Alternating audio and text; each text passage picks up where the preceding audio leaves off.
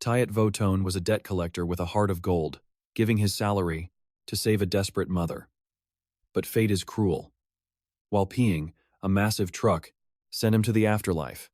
His body was crushed, leaving him a purple spirit staring at his remains. If ghosts are real, then hell is definitely waiting. He feared his past sins would trap him in torment forever. Suddenly, the sky split open. A purple sphere descended, binding him in dark light. A voice echoed, "Connection successful."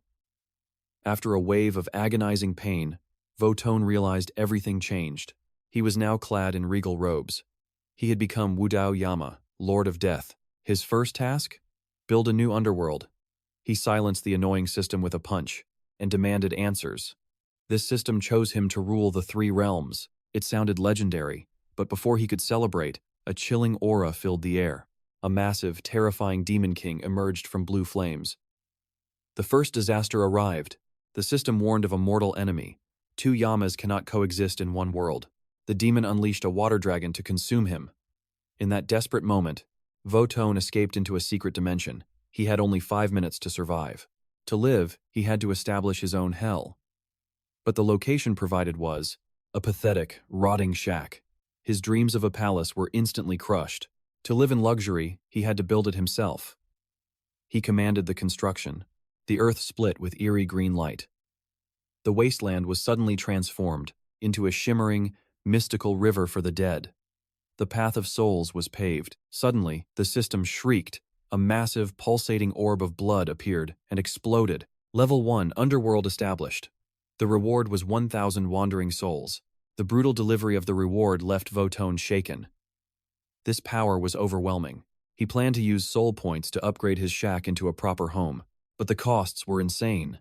With his current points, he could only upgrade the reincarnation well to level 2. It yielded only 10 points a day. He needed to hunt demons for points, but currently, he was just their prey. Seeing him idle, the system forced a new mission. 𝒏𝒈 nearly spat blood. Refusal meant negative points, but the prize for finding 10 high-rank servants was 10,000 soul points. His attitude did a complete 180. This was a steal. Confident and ready, he stepped out to find his new subordinates immediately. Thanks to his protagonist aura, 4 elite spirits appeared before him. They started a chaotic brawl instantly. 𝒏𝒈 had seen enough of their insolence. He released a suffocating wave of killing intent. They realized they faced the king. They bowed instantly, honored to serve.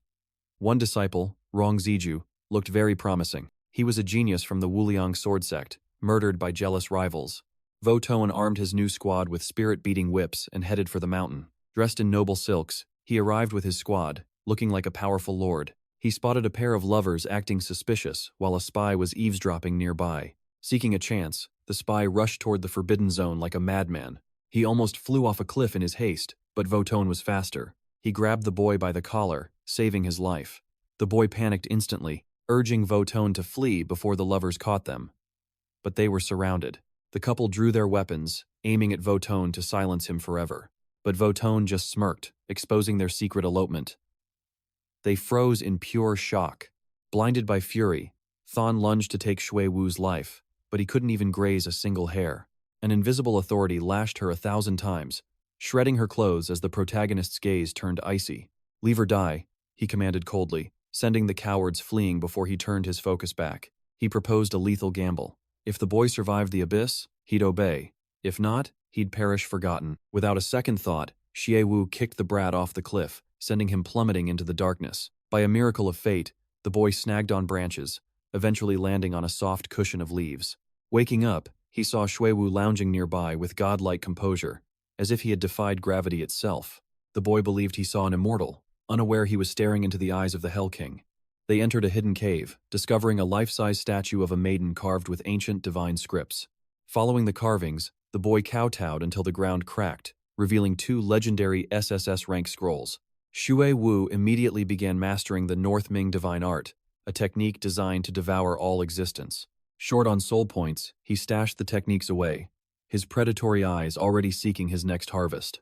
Nearby, a group of trash mobs was cooking a foul-smelling concoction that triggered Shui Wu's supreme disgust. As he mocked them, a hammer-wielding brute charged forward, attempting to crush the Hell King's skull. With a smirk, he grabbed the brute's arm, instantly draining every drop of his internal energy dry. Only 10 years of power? Pathetic, he spat, shattering a massive cauldron with a casual wave of his hand. He summoned his ghost generals to harvest rank 2 souls, turning the mountain into a literal hunting ground. The Wuliang sect was cornered by the Shenong gang, facing total annihilation until a divine shadow appeared. As the gate opened, the toxic fog dissipated, allowing the desperate survivors to finally breathe again. Thinking they could overwhelm him with numbers, the mob charged at the solitary figure with reckless intent. It was a feast. Within moments, he drained 50 years of power, leaving them withered like dead husks. Walking over the corpses, he demanded the location of the sect's hidden treasury from his loyal subordinate. Nearby, the pink-flamed souls of fallen disciples lingered, stubbornly clinging to their useless sect pride. After he judged one soul as a warning, the rest scrambled to kowtow before their new sovereign. Led to the secret vault, Shuiwu finalized his mission, accumulating 10,000 soul points in an instant. He immediately mastered the North Ming art and Lingbo microsteps, his aura exploding with underworld authority. His dantian swirled with a violent vortex of energy as he prepared to breach the final treasury. The Ghost Scout warned that the refined steel door was impenetrable, even for a master of his caliber. The system issued a red alert, warning that the gate's durability far exceeded his current physical limits. But he was the king of hell. Ignoring the warnings, he prepared to unleash absolute domination. Using his supreme authority, he struck the massive steel door with a single, devastating jade-like fist. The reinforced steel shattered like brittle glass, leaving his subordinate trembling at such overwhelming raw power. Though his arm was mangled, he spent soul points to instantly regenerate his flesh to peak condition. Inside lay mountains of gold, yet the greedy system only offered 90 measly soul points in exchange. Infuriated by the blatant scam, he cursed the system for cheating the king of the underworld himself. Suddenly, a scout arrived, reporting a fresh harvest of souls and the capture of the noble Duan Yu. Duan Yu had been caught with a girl posing as a saintess, now surrounded by bloodthirsty enemies. The Shenong sect leader blocked their path, ordering a masked executioner to end the boy's life immediately. A bald thug lunged with a machete, but a purple-haired beauty stepped in to shield the hero. She unleashed a flurry of needles, but the brute laughed off the attack as mere child's play. With one brutal swing, he cut her down and tossed her aside like a broken, discarded doll. Duan Yu watched in terror as death approached, realizing his own insignificance in this cruel world. Just as the blade descended, a mysterious stone shattered the weapon, intercepting the fatal blow mid-air. A masked warrior emerged, bowing to Duan Yu as if he were a lord of the heavens. The red-haired leader stood frozen, realizing a new, terrifying player had just entered the game. Skepticism turned to paralyzing fear as the life-death talisman emerged. The coward collapsed, groveling for a shred of mercy. What a pathetic sight. A supposed sect leader, big as a mountain, yet he fell for such a blatant trap. Even the naive Duan Yu failed to see through the facade, failing to recognize the supreme sovereign standing before them. Enraged at being toyed with, the sect leader bared his fangs, threatening to tear our hero apart for the hounds. But as the cloak dropped, the predator was revealed. He moved with a speed that defied the laws of physics. In a ghostly flicker, he drained their cultivation dry. Looming over them, he asked, "Who did you say was dog food?" The pressure was absolute. The tyrant became a beggar, clutching at our hero's feet, pleading for a second chance. Realizing these fools were blind to his true divinity, he decided to use Duan Yu's innocence to scout secret techniques. Little did he know, a pair of eyes watched from the shadows. It was Ling hiding in the brush. The entire mission was for her rescue. Touched, Duan Yu offered his eternal gratitude to the mysterious savior. Our mischievous Hell King joked about a physical repayment, nearly turning this action epic into a forbidden romance. Business first. He seized the red-haired leader, vanishing into thin air for a private interrogation session. They reached the heaven-piercing peak in a heartbeat, leaving the leader retching from the sheer, godlike speed. Why bring him here? Because the life-death talisman's curse is absolute. Only one person is supposed to hold the cure. The only other way? Mastering the Six Sons Palm of the Tu Dao sect, a legendary art forbidden to outsiders. Donning his benevolent savior mask, our hero offered a cure, making the leader weep with desperate gratitude. Overwhelmed, the fool swore to surrender his entire sect to the one who could break his chains. The system pinged, 10 soul points for purification. With a simple tap of his fan, the ritual began. Divine energy flooded the leader's body, a sensation so blissful he woke up instinctively covering his blushing face. Wait, did the genre just shift? He quickly snapped back, bowing repeatedly to his new, terrifyingly powerful master. But the king wasn't done. He lunged forward, striking the man's chest with a concentrated burst of violet light. 30 years of pure, unadulterated internal power surged within. The leader's frail frame began to transform. Muscles rippled and veins throbbed a total physical overhaul. But in the underworld, nothing comes without a price. The command was simple. Hunt down every supreme martial art in existence and bring them to the king. You are still a weakling, he noted. But call my name, and the Hell King shall descend to save you. The fool actually thought he had hidden talent. He asked why a god would choose a lowly chicken like him. Our hero just smirked. There was no grand destiny, he just enjoyed watching the weak struggle for his amusement. Seeing the masses toil under his shadow was a divine hobby. The deal was struck. The sect was his. The Shenong sect was dead. Long live the heaven-defying Yama sect. He vanished like a phantom into the clouds. He left behind a bewildered subordinate, stranded on a mountain peak with no way down but a long drop. Returning in triumph with his new spoils, the system's voice broke the silence with a chilling warning. Exercise restraint, it whispered. High-level Yamas were already hunting low-ranked glitches like him for execution. He didn't care. To survive, he needed more power. First, it was time to reward his loyal assistant. He decided to grant the system a perfect form. A customization interface flickered into existence before his eyes. After sacrificing 100 soul points, the morbid skull orb began to shift and glow with ethereal light. Out stepped a stunning beauty with a lethal silhouette. Now that is a visual upgrade fit for a king. With the harvest complete, he sent the souls away. It was time for some underworld renovation. Why live in a shack when you can rule a kingdom? The humble hut behind him was about to evolve. The system unleashed 3 azure orbs, activating the Yama Palace upgrade and burning through his soul hoard. 1,000 points for the palace, 5,000 for the reincarnation path. The underworld was being rebuilt. A blinding flash consumed the horizon. When it cleared, a majestic, dark citadel loomed over the yellow springs. Ghostly lanterns illuminated a path of skulls. This wasn't just a home, it was a fortress of death.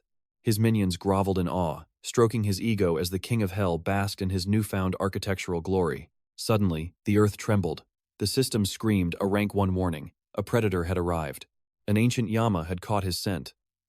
Our hero's eyes narrowed. It was time to show them who really rules hell. Trapped with no escape, his only hope was the Yama seal, a divine artifact for stealth and flight. It was the ultimate tool to mask his presence, but there was one massive problem. He lacked the soul points to buy it. Forced into a corner, he ordered his troops to prepare for war. Dark smoke billowed as the supreme Yama King manifested alongside his 2 lethal lieutenants. The tyrant immediately slaughtered a nearby wandering soul, his blade slicing through the air with cold indifference. Enough! Our hero flickered behind the enemy, instantly crushing a henchman's skull with his bare hands. This bald Yama King dared to claim this realm to build a private mansion for himself. Our protagonist mocked him, offering a strip club instead, before demanding 3 kowtows for a swift death. The king's rage exploded. He lunged forward, vowing to shred the intruder and his entire ghost army. Keep the strong ones, kill the rest, the king roared, unleashing his demonic ghost generals. 2 goons charged, but they couldn't even touch a single hair on our legendary protagonist. With a sickening crunch, their heads were pulverized, ending any hope of their future reincarnation. Now, only the bald king remained. He wasn't weak, immediately summoning the March of 100 Ghosts. A terrifying spectral vortex engulfed the battlefield, hiding the hero from the outside world. Just as the king smirked, a thunderous, earth-shaking burp echoed throughout the underworld. The monster. He literally devoured the 100 ghosts, ascending to a rank 3 Yama. Draped in his new Helllord regalia, he looked divine. The terrified king tried to tunnel away, but escape was an illusion. A hand reached deep into the earth to halt his flight. Where do you think you're going, newbie?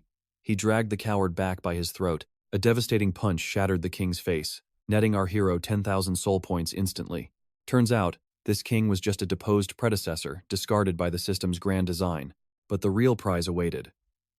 It was time to fulfill the mission and unlock the Yama seal. 7,000 points later, the seal ignited, making his sovereign authority reach absolute heights. The next task: collect heroic spirits. Suddenly, he was warped back to his original mortal world. Clad in a sharp black suit, he looked like a god of death walking among men. Failure meant losing everything, yet he remained calm, even stopping to deal with local thugs. He spotted a girl being harassed by hoodlums and decided to intervene with extreme prejudice. After burying the trash in concrete, he checked into a motel with the unconscious girl. No ID? No problem. The system greedily charged a 50% premium for a fake identity. 20 points later, he had his papers. He laid the girl down, looking suspiciously devious. Before any fun could start, the police stormed in. Handcuffs clicked shut on his wrists. The captain grabbed his collar, labeling him a predator who preyed on innocent young girls. But the officer froze. A bone-chilling cold radiated from the suspect's unnaturally frozen body. Our hero simply smirked, his eyes void of any human warmth or even a hint of fear. He played along with a plastic smile, insisting his forged identity was perfectly legitimate. Suddenly, the captain's phone rang. It was the top brass warning him that this man was untouchable. The captain's face went pale. He started bowing and scraping, desperate to flee the room. A cold whisper from our hero sent him running for his life, grateful to be alive. The girl finally woke up screaming, though he hadn't touched a single hair on her body. Her phone buzzed. It was her corrupt boss, the man who had sold her to the wolves. Realizing the truth, she thanked her mysterious savior for protecting her life that night. Seeing her broken spirit, our meddling hero couldn't just walk away from this blatant injustice. He activated the system scan, hunting for any vengeful spirits lurking in the shadows. He followed the trail to a desolate, cursed hallway filled with an oppressive, dark energy. The walls were plastered with forbidden talismans. Someone had been practicing dark arts here. With a cold glare, he commands the spirit to emerge. A woman's head pops out of the wall. Before she can scream, his boot crushes her face.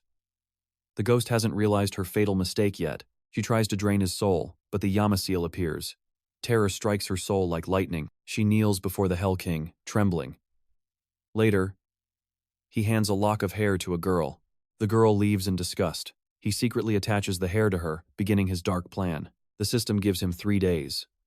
He must drag his body to Mount Ko for the mission. Thugs arrive to demolish the orphanage. A brave old man stands tall to stop the destruction. The director is captured, a blade at his throat. He is helpless against the cruel gang. Suddenly, an excavator charges from behind, crushing the thugs. They are tossed aside like mere trash. A familiar figure sits at the controls. The leader, enraged, orders his men to attack him. It's a death trap. With one spin, the excavator sends the entire squad to their graves. The arrogant leader now flees like a dog. He desperately grabs a child as a shield. The machine stops, and the door flies open. The Hell King steps down to deliver justice. The leader, a wrestling champ, thinks he can win. He underestimates his opponent's true, divine power. Without his steel beast, the thug feels confident. He challenges him to a brutal hand-to-hand duel. Before a punch lands, an invisible force twists his body, snapping his neck into a spiral. His neck is crushed like a spring. He greets the director, a friend from long ago. Greedy developers want the land for a mall. Nambang Company is the one pulling the strings. They want a shopping mall. Learning Nambang Company is responsible, his eyes burn with cold fury. He sets off to settle the debt. Meanwhile, the mastermind Van Kai celebrates at a party. He arrives at the gala, bringing a massive gift, the excavator. He is ready to crash it, but rush hour traffic stalls his path. The system offers a solution for a steep price. He spends soul points to activate Ghost Walk. The machine begins to phase through reality. The excavator glides through solid steel. Inside the party, Van Kai boasts he is untouchable. His confidence shatters as his men return. They are pale, walking corpses from the grave. He pays the cost, activating ghost form. The excavator phases through cars like a phantom ship. Van Kai boasts of his power. Suddenly, his men return as pale, soulless corpses from hell. He drops a body bag at their feet. The fat assistant realizes he's alive and trembles. The fat assistant is horrified. He is even more shocked to see the protagonist still breathing. He drops a body bag at their feet. The fat assistant realizes he's alive and trembles. The fool points a finger and gets his wrist snapped. Van Kai orders his guards to shoot. He commands the undead to strike. Bullets mean nothing to the SSS Hell King's divine authority. He orders his dead puppets to attack. This is the true power of the Walking Dead. Bullets pass through flesh, but the corpses keep coming. The guards realize they are totally doomed. The party turns into a nightmare. Van Kai falls to his knees, begging for his life. Van Kai's face turns pale. He offers anything just to keep his miserable, pathetic life today. He demands 10 million in safety for the children. Remember the name 𝒕𝒏𝒈, he declares. He warns them never to touch the orphanage again. He leaves after stating his legendary name. Van Kai calls a Taoist master for a hit, unaware he is perched on the car's roof. The master sets a meeting time. Van Kai leaves the hotel, excited to end this nightmare. He speeds away, not realizing his doom is riding right on top of his own vehicle. Boss Ha seethes over past rejections. He hears Chutunu has arrived to offer an apology. He is curious to see her desperation. He wants to see how far she will go now. She enters, ready to sacrifice herself. The woman beside Ha watches with eyes full of jealousy. She bows her head low. The jealous woman nearby won't let her target escape so easily. Forced by her corrupt boss, she had no choice but to sign a contract that demanded her very dignity. The villainous Ha Dong acted generous, inviting 𝒌𝒊𝒏𝒈 to sit while secretly plotting her total destruction. Despite her past trauma, the innocent girl reached for the tea, unaware of the poison lurking within. Suddenly, the protective hair ghost struck the cup away. Furious that his drug trap failed, Ha Dong ordered her execution. As the thugs lunged forward, the monarch's black tresses writhed with a life of their own, seeking blood. Before they could blink, the ghostly hair strangled the attackers until they collapsed, foaming at the mouth. While 𝒌𝒊𝒏𝒈 watched in shock, the ghost prepared to execute the Hell King's divine and absolute judgment. Like a reaper, the hair ghost hoisted the massive men into the air as if they were weightless feathers. With a sickening crack, their lives ended instantly. Now, the ghost turned her cold gaze toward the masterminds. Ha Dong scrambled to escape on all fours, but the supernatural hair ensnared him like a helpless insect. His accomplice begged for mercy on her knees, but the vengeful ghost showed no pity for her sins. The ghost forced her dark tresses down the woman's throat, invading her body to claim it as her own. She didn't just steal the flesh, she devoured the soul entirely, assuming a terrifying new physical form. As the ghost moved to finish Ha Dong, a powerful Taoist priest intervened, slapping a glowing seal onto her. Golden light erupted, transforming into divine chains that bound the ghost's stolen body in an instant. This was the legendary sword god. Though he knew Ha Dong was evil, he could not let him die. Sensing the priest's holy power, the ghost prioritized 𝒌𝒊𝒏𝒈's safety, screaming for the girl to run far away. The priest prepared to exorcise her, repaying an old debt of gratitude to the scum known as Ha Dong. He channeled his spiritual energy into a lethal sword technique, aiming to erase the ghost from existence forever. In a desperate move, the ghost wrapped 𝒌𝒊𝒏𝒈 in a protective cocoon of hair to flee the battlefield. Ha Dong, consumed by malice, ordered the priest to hunt them down and slaughter them both without mercy. Trapped on the rooftop, they hit a shimmering golden barrier that blocked every possible path of escape.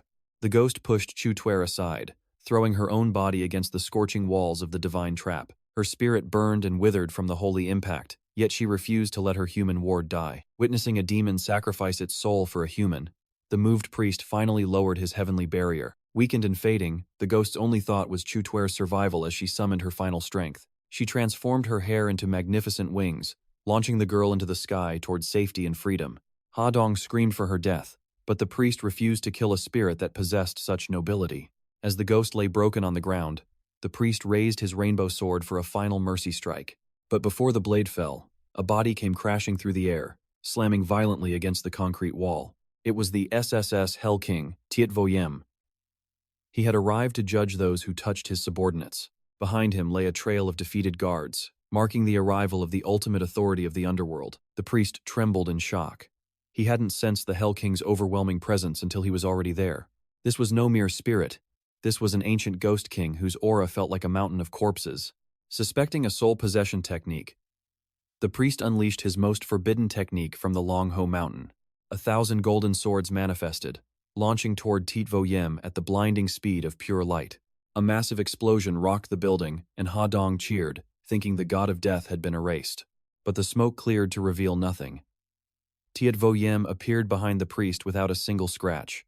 With a casual flick of his finger, he sent the legendary priest flying, shattering his jaw and his pride. Refusing to lose, the priest summoned 3 divine pearls, crackling with arcs of celestial lightning and power. He activated the jade seal on his chest, linking the pearls into a massive, glowing 8 trigrams formation. A colossal sword of light descended from the heavens, fueled by the priest's entire life force and soul. He roared in confidence, believing no demon could survive this ultimate strike from the celestial realms. 𝒌𝒊𝒏𝒈 simply stood still as a terrifying vortex of underworld energy erupted from his very core. His SSS rank authority collided with the divine blade, shattering the heavenly steel into a million useless shards. The seal shatters. The Taoist coughs blood as Ha Dong's backup vanishes. He flees like a dog, but 𝒌𝒊𝒏𝒈's stone strikes with lethal precision. Pitiful on the ground, 𝒌𝒊𝒏𝒈 seizes his collar like a predator. The orphanage scam was his doing. Now, justice has come to collect. Bribes won't work on a king. It's time for some soul fireworks. With one hand, 𝒌𝒊𝒏𝒈 rips his wretched soul from his throat. The ugly spirit tries to run but explodes into brilliant, deadly sparks. The Taoist awaits judgment, knowing he served evil for too long. But 𝒌𝒊𝒏𝒈 isn't petty. He claims the ancient secret manual instead. System sync. Dragon Tiger talismans are mastered in a single heartbeat. Soul points spent. Divine strokes flow as he draws seals effortlessly. The Taoist is stunned. Is this kid a legendary cheat code? 700 points for alchemy. Perfection achieved in an instant. Yet the local chi is pathetic, not enough to satisfy his hunger. He is the new Hell King. The Taoist bows in absolute terror. Not a villain, just a pawn. 𝒕𝒊𝒏𝒈 smells his fear. Shall I deep fry your soul? The Taoist trembles like a leaf. To atone, he must save 𝒕𝒊𝒂𝒕𝒉 from her dark, cursed fate. She was thrown into the mountain, a realm of no return. Even with limited power, the Taoist vows to save her soul. 2 new shadows join the heaven-defying gang. The army grows. 𝒕𝒊𝒂𝒕𝒉 wakes in the forest but is snatched away by darkness. Skulls and hollow eyes greet her. She screams in pure terror. Don't be afraid, baby. A voice echoes from a scarlet skeleton. The skeleton reveals his true face, a handsome warrior from before. Heart fluttering, she forgets her fear. Even a ghost can be hot. You're safe now, he says. But danger still stalks the cave. Why is a mortal here? Suddenly, news of an intruder arrives. 𝒕𝒊𝒂𝒕𝒉 has reached the cave. The air trembles with his presence. The system demands points for a scan. Nothing is free here. A ghost general appears at the gate, hungry for human blood. The handsome ghost orders a defense. Steel meets spectral bone. The general needs her blood for a pill to escape prison. While they clash, the Hell King approaches. Judgment is coming. 125 souls detected. A treasure trove of power. These are heroic spirits. Fallen soldiers from a forgotten war. A rare elite army. 𝒕𝒊𝒂𝒕𝒉 cannot let them be destroyed. The handsome skeleton strikes. A duel of centuries begins now. Brothers for hundreds of years, now fighting over a single woman. Before the massacre begins, a divine aura stops them cold. Who authorized this public disturbance? The Hell King has arrived. The general is arrogant. He wants to taste a king's blood. The skeleton warriors fall. They are no match for his wrath. The Taoist steps up. Golden talismans flare against the dark. A barrier rises between them, but it's as fragile as glass. The barrier shatters into 1,000 shards. The Taoist is sent flying back as the path finally clears. A spear thrusts from the shadows. An elite commander arrives, ordering his legion to hold the line. Protecting the group's retreat, his courage ignites the king's interest. Truly a fascinating mortal for the collection. He charges to stop the ghost general's slaughter, but his spear snaps like a twig against the beast. As the general lunges for the kill, 𝒕𝒊𝒂𝒕𝒉 materializes instantly to block the lethal strike effortlessly. The general scoffs at the weak Taoist interfering, throwing a malice-filled punch aimed straight at his face. But before it lands, the SSS rank Yama seal appears. It radiates absolute authority over the general's head. No hesitation, the seal crushes him into dust. The system rewards the king with 1,000 soul points. Before 𝒕𝒊𝒂𝒕𝒉 can drop a cool line, the old Taoist steals his spotlight with a dramatic proclamation. Who dares be insolent before the Hell King? 𝒕𝒊𝒂𝒕𝒉 ignores him, using his status to recruit talent. He commands the commander to join his conquest. He doesn't ask for consent, he declares his divine will. Knowing he can't win or escape the king's grasp, the commander kneels. Resistance is futile against a god. Spirit recruited. Quest complete. The iron-blooded Spirit Legion is finally under the Hell King's absolute control. The underworld camp awakens after 3 centuries of slumber, ready to serve their new master's dark ambition. Meanwhile, 𝒕𝒊𝒂𝒕𝒉 lies unconscious, poisoned by the tomb's deadly yin energy and overwhelming spectral miasma. The Yama seal shorten their time limit. They rush to the Taoist, searching for a miraculous divine antidote. He feeds her the Great Restoration pill. Moments later, her flickering life force begins to stir once more.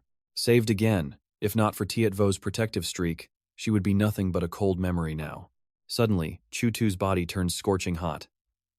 The pill's power is far too immense for a normal mortal. Her human frame can't handle the divine energy. She loses all control over her senses and logic. She lunges into 𝒕𝒊𝒂𝒕𝒉's arms. A scandalous side effect, the pill has transformed into a potent aphrodisiac. The witch sneers, mocking the renamed lust drug. The air between them grows heavy and dangerously intense. Facing a feast, 𝒕𝒊𝒂𝒕𝒉 kicks the witnesses out.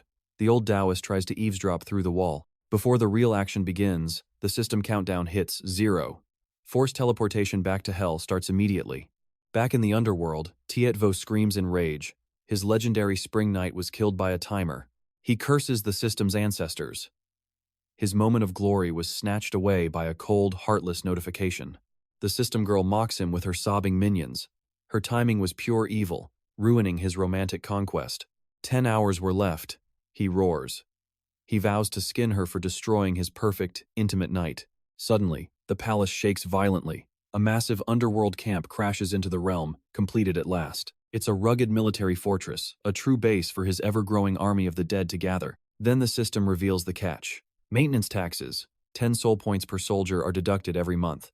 Recruitment isn't free either. 𝒕𝒏𝒊𝒈 is livid. Even in the afterlife, you can't escape the taxes. He needs more points immediately.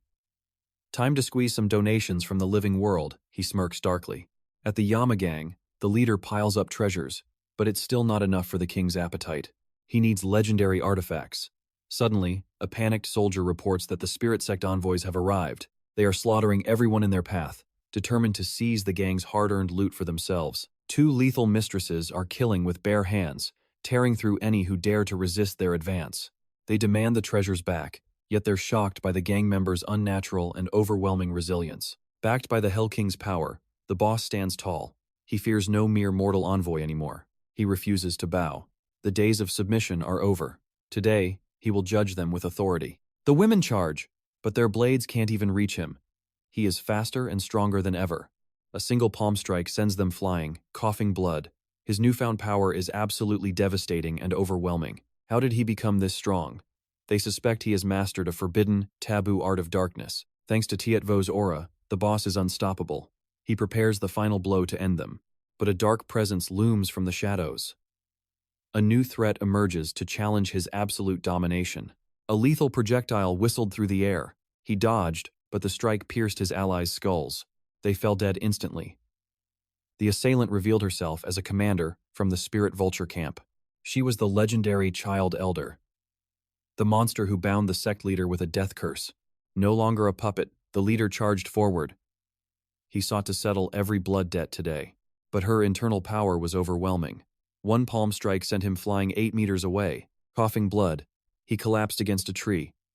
The witch mocked him for being all talk and no bite. Just as death approached, a new shadow loomed. 𝒕𝒏𝒊𝒈 appeared, the man who hunts the heavens. The broken leader begged for salvation. This monster was trying to end his very existence. 𝒕𝒏𝒊𝒈 recognized her instantly. The Child Elder. Surprisingly young and hauntingly beautiful, she sneered at his presence. To her, he looked like a commoner with zero martial talent. Her disciples lunged forward to strike.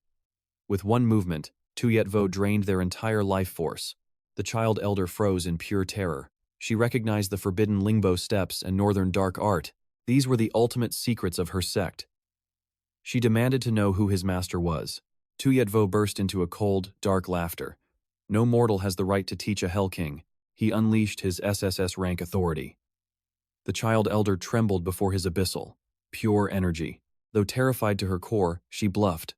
"I shall spare you this time," she lied, retreating. 𝒕𝒏𝒊𝒈 let the trash crawl away. The sect leader prostrated, trembling before his true master.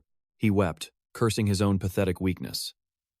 A sect leader failing to protect his own honor.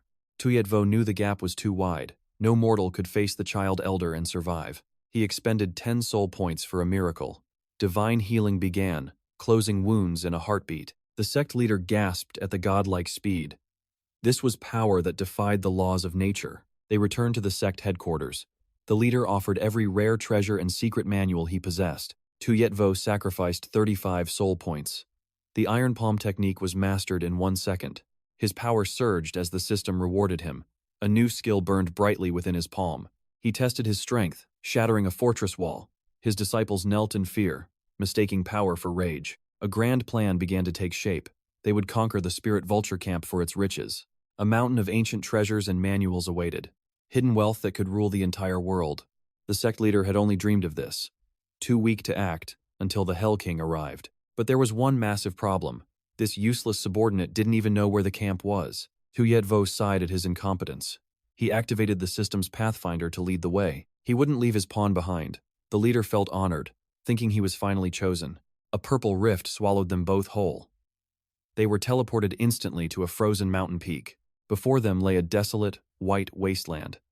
𝒕𝒏𝒊𝒈 cursed the system's absolute lack of mercy. The leader was ecstatic over the teleportation. He had never seen such divine magic in his life, but his heavy body sank into the deep snow. He struggled like a fool in the freezing cold. They took shelter within a dark mountain cave, waiting for the demonic blizzard to pass them by. Wanting to be useful, the leader scouted ahead. He discovered a massive, glowing egg in the shadows. It radiated a strange, celestial energy. This was the egg of a legendary spirit eagle. They had stumbled directly into the mother's nest. A giant predator watched them with murderous eyes. Sensing the SSS rank danger, 𝒊𝒏𝒈 bolted. He dove into a narrow crevice to hide. Killing the hatchling would be effortless. But a live spirit eagle was worth a kingdom's fortune. Suddenly, a mysterious old man appeared from nowhere. He watched them with a knowing, sharp gaze. This was Vuong Ton Yuan, the living map. A legendary merchant who knew every secret path. He realized they were hunting the spirit vulture camp. No one else would dare brave this frozen hell. He spoke of the impossible, treacherous journey ahead. Yet, the Hell King had already arrived at his gates. Any other man would be buried in snow or digested in that beast's gut. But I remain. This merchant was just playing mind games to make his guidance seem priceless, a classic scammer's move. He promised a safe passage, but demanded a heavy toll. 100 silver pieces? Preposterous. The sect leader's rage flared instantly. This wasn't a fee, it was highway robbery. Pure extortion under the sun. Just as the guide turned to leave, I revealed a glimmering gold nugget, double the pay upon arrival. Greed instantly ignited in the merchant's eyes. He saw us as a golden goose ripe for the plucking. Thinking he found a rich young master, he led us away from the peaks, toward a hidden, warm cavern. The air grew heavy as we entered. Torches flickered against the absolute darkness of the winding, narrow tunnels.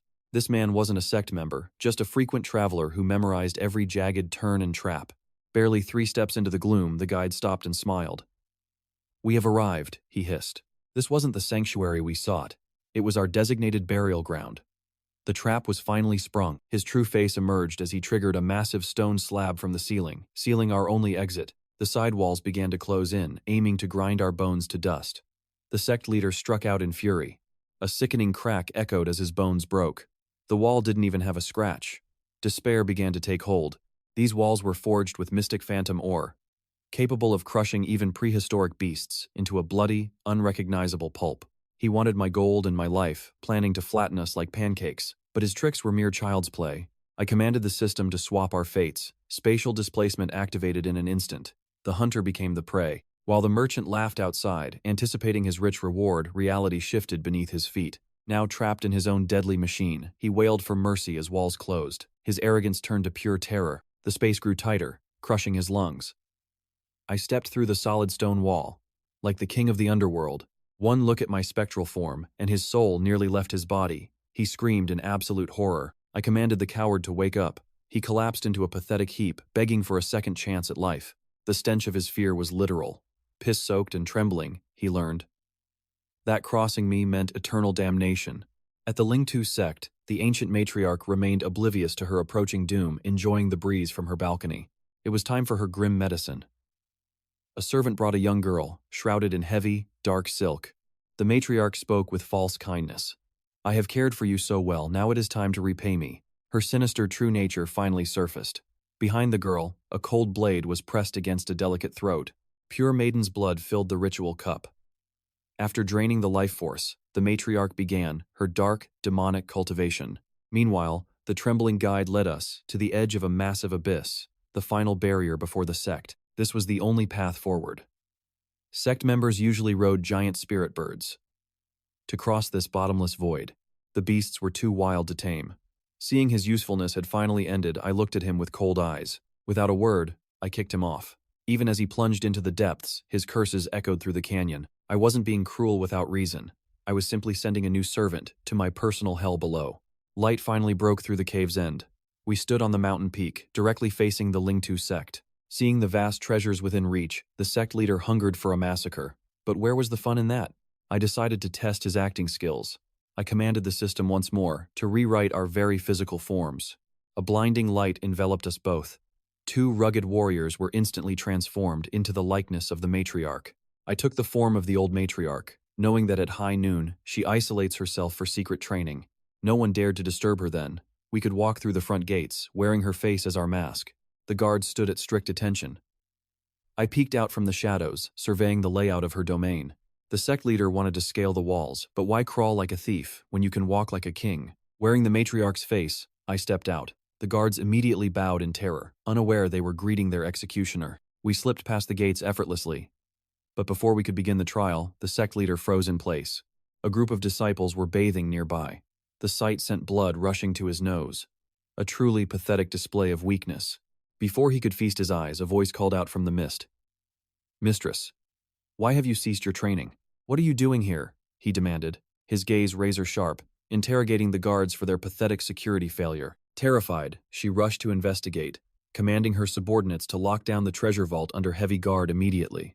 This bold move stunned the sect leader, though it made infiltrating the secret vault nearly impossible for them. Yet, he had a different game in mind.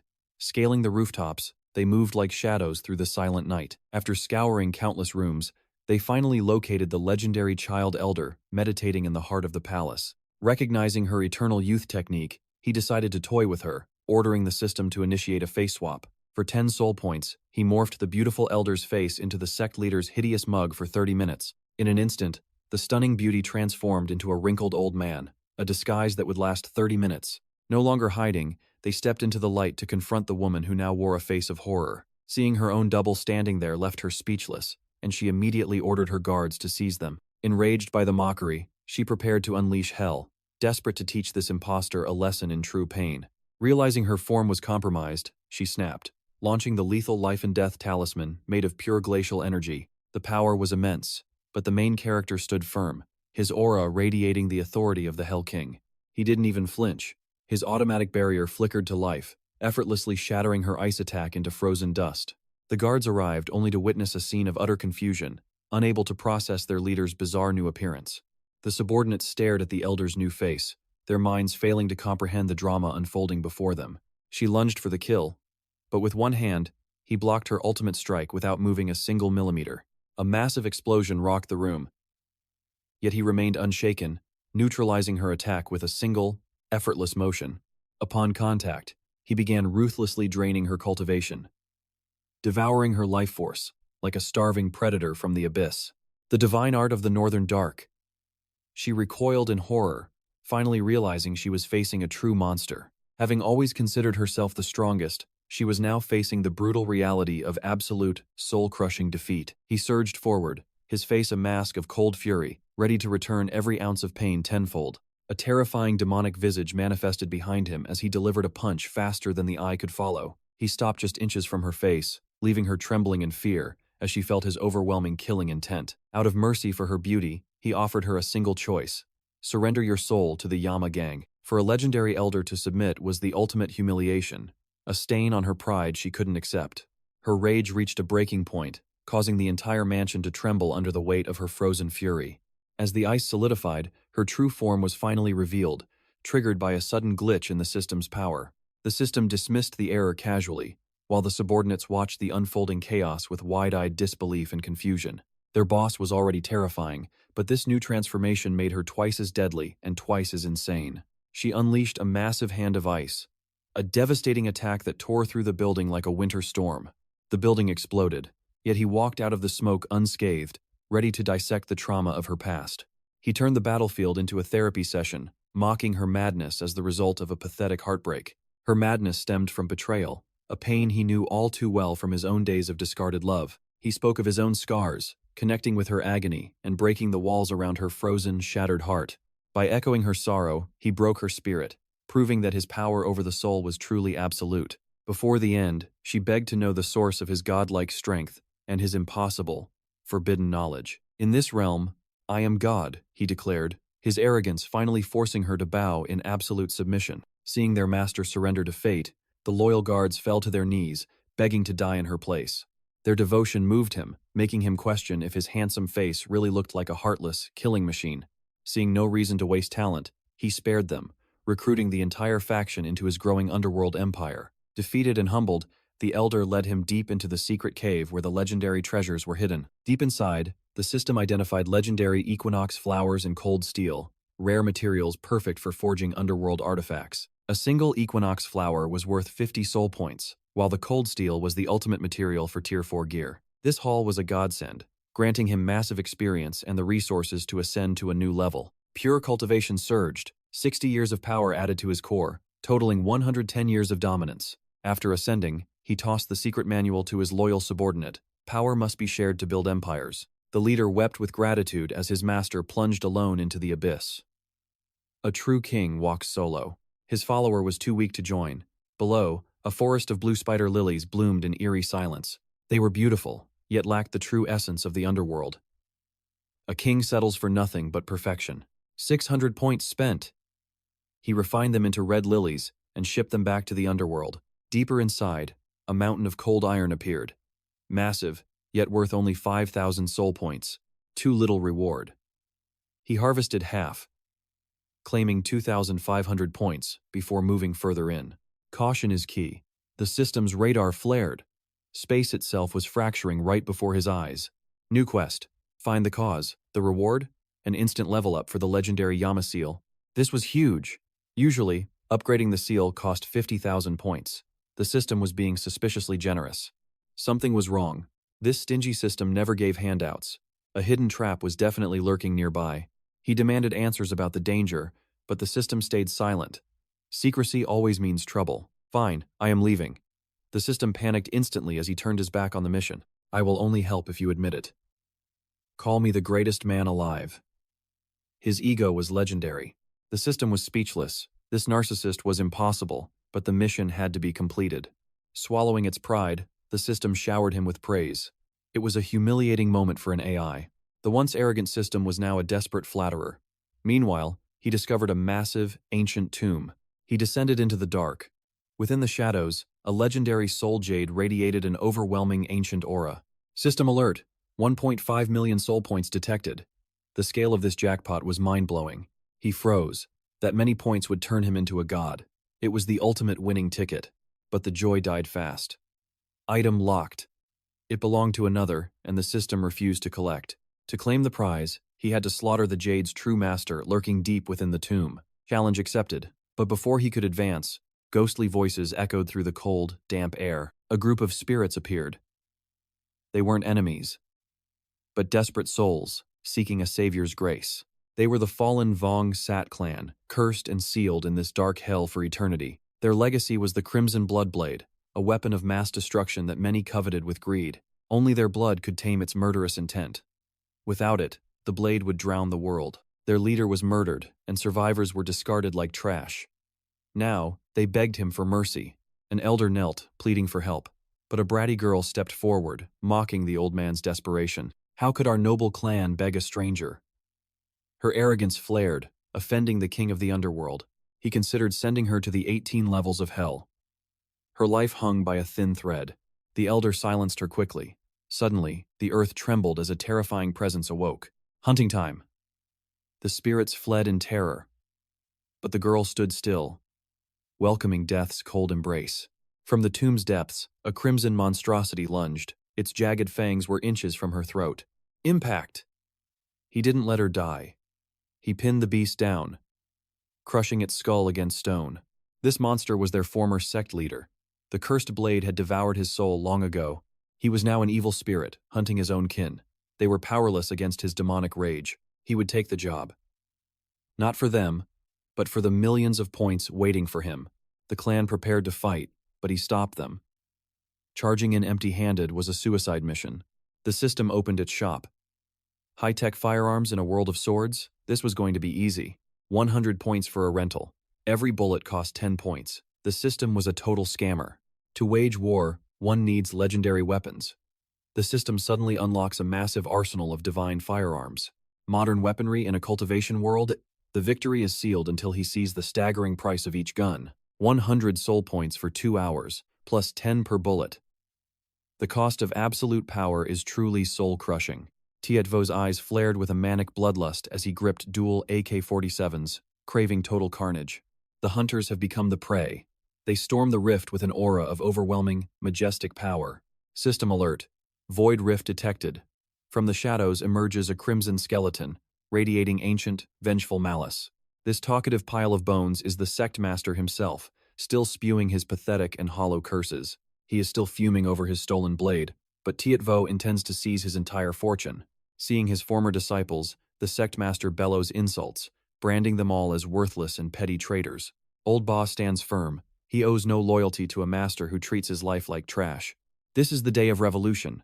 They will tear through the darkness with a storm of bullets. With the Hell King's backing, the rebels stand tall, mocking the sect master's crumbling and fragile ego. The skeleton regains its flesh, manifesting a demonic human form to unleash a devastating sword strike. Horrifying phantoms erupt from his blade, hungry to devour anyone standing in their master's path. Unmoved, 𝒕𝒊𝒏𝒈 gives the cold command. Open fire. Death screams from every single gun barrel. Lead obliterates the ghouls.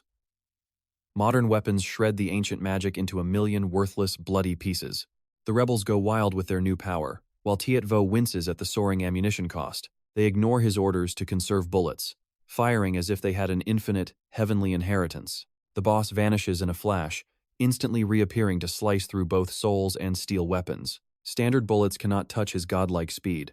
Despair begins to cloud the rebels' desperate, shaking hearts. But even with 1,000 lives, the boss never expected 𝒕𝒊𝒏𝒈 to be even faster. The sect master swings with fury, but 𝒕𝒊𝒏𝒈 is already behind him, mocking his slowness. Panic consumes him. How can a mere mortal evade a divine sword art with such effortless grace? Refusing to accept his inferiority, he lunges into the air for a final, crushing downward blow. Millennia of cultivation prove useless. 𝒕𝒊𝒏𝒈 greets the strike with a reality-shattering, disrespectful bitch slap. The boss staggers, delusional and broken, claiming such speed must be a mere fluke of fate. He activates his ultimate technique, 10,000 phantom slashes. Clones swarm the entire blackened battlefield. Confident in his absolute numbers, the sect master prepares to deliver the final killing blow. The crowd watches in terror as the blades close in, but 𝒕𝒊𝒏𝒈 hasn't moved 1 inch. Suddenly, he pulls out a massive Gatling gun. The era of the sword ends right here. Internal power is nothing before lead. The sect master is pulverized into spiritual dust in seconds. Mission accomplished with ease. The crowd stands frozen, eyes wide at 𝒕𝒊𝒏𝒈's terrifying absolute strength. The tyrant fell to a single gun. 𝒕𝒊𝒏𝒈 prepares to claim his massive loot and rewards. 1,000,000 soul points are his. But suddenly, a spatial rift tears open, threatening to consume everything. 𝒕𝒊𝒏𝒈 orders an immediate exit, but the system reveals a devastating and high-stakes limitation. His current rank is too low. He must choose between the treasure or the weak souls. The souls weep, begging their savior to leave them behind and escape the collapsing dark void. Will he choose fortune or the weak? The Hell King faces a choice that defines his path. The countdown begins. 5 seconds remain before the entire dimension collapses into absolute and total nothingness. The void begins to swallow everything, while the system urges him to abandon the worthless souls. Sacrifice the weak for your own growth, the system screams as the end draws near. I'm taking it all, 𝒕𝒊𝒏𝒈 roars. A true king never flees or abandons his people. His iron will shatters the restrictions. The system finally unveils the hidden Hell King's personal vault. A colossal treasure chest appears, sealed by ancient chains and the power of the previous sovereigns. Inside lies the legendary hoard of the underworld, containing artifacts beyond any human imagination or dream. 𝒕𝒊𝒏𝒈's eyes burn with greed. This is the true inheritance of a supreme underworld ruler. He tries to grab the loot, but the system blocks him. His current level is insufficient. For now, the treasures remain sealed. The true path to godhood has only just begun. 𝒕𝒊𝒏𝒈 slumped in despair, his points wasted with 0 gains. Checking his SSS rank interface, he found 30,000 soul points. He ordered the system to return and began planning upgrades. Level 4 Reincarnation Path processes 1,000,000 souls for profit. Level 2 Yellow Spring Road brings 1,200 points daily. He spent 15,000 points, making the underworld look majestic. His peaceful moment of wealth was shattered by a scream. It was 𝒕𝒊𝒏𝒈, now a punching bag for ghosts. Covered in bruises, the general praised his boxing progress. However, the general yearned to hunt souls in the world. 𝒕𝒊𝒏𝒈 arrived just as the dramatic complaints began. The general demanded legendary gear, making the king sweat. Recruiting talent was easy, but divine equipment was too expensive. He lied to reassure them before seeking new system missions. Passive income was too slow. He needed more soul points. Upgrading Yama Palace costs 15,000 to unlock travel missions. These mysteries promised rare artifacts and ancient, forbidden treasures. 𝒕𝒊𝒏𝒈 spent his fortune to rebuild the Sovereign Hall. The system crushed the shack, creating a radiant, glowing palace. He was shocked that 15,000 only bought a lamps. The door looked shattered, yet the system claimed it worked. By infusing sovereign hellish chi, the mission portal finally opened. The door glowed crimson, draining energy to reveal the task. Mission: find the horns for a literally cuckolded client. He was speechless at the low reward for this task. He identified the target as a sect leader enjoying life. Before his feast began, the man was suddenly teleported away. Elsewhere, 𝒁𝒏𝒈 questioned his wife's fading love. The sect leader appeared and accidentally kissed the poor man. Both froze as the sect leader realized his sudden doom. They both shouted about stolen purity and perverted acts. 𝒏𝒈's thunderous punch was caught with terrifying, effortless ease. He recognized the treasure hunter who roamed the mortal lands. Pale with fear, he worried for his valley's sacred virtue. Convinced the man wanted him, he fled 8 feet away. Insulted by the comments, the sect leader exploded in rage. 𝒏𝒈 vowed to stay faithful as death finally approached. 𝒕𝒏𝒊's voice ordered the leader to spare the target. The blow landed anyway, sending the man spinning through air. The sect leader panicked and rushed to find healing herbs. He tripped over a root, exposing his rear to heaven. His clothes fell away, revealing his hidden shame to all. 𝒏𝒈 woke up to that exact, terrifying, traumatic sight. A massive nosebleed followed while 𝒕𝒏𝒊 waited alone impatiently. The system notified him, "Target found, but status is critical. If he dies, the mission fails instantly." 𝒕𝒏𝒊 is speechless. How many times must he deal with this nonsense? The sect leader is completely incompetent.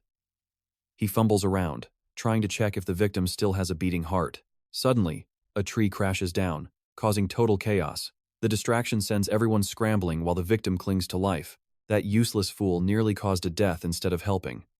𝒕𝒏𝒊 must now take command of this disaster personally. The mission is live, and failure is not an option. The panicked sect leader begs for a chance at redemption. His soul hasn't left yet, but waiting for herbs is useless. He would be reincarnated before the medicine ever arrived. Once again, the protagonist must intervene. He uses his authority to snatch 𝒁𝒏𝒈 back from the underworld's grasp. As the victim wakes, a new objective triggers. Transform this loser into a powerhouse and crush his cheating wife's pride.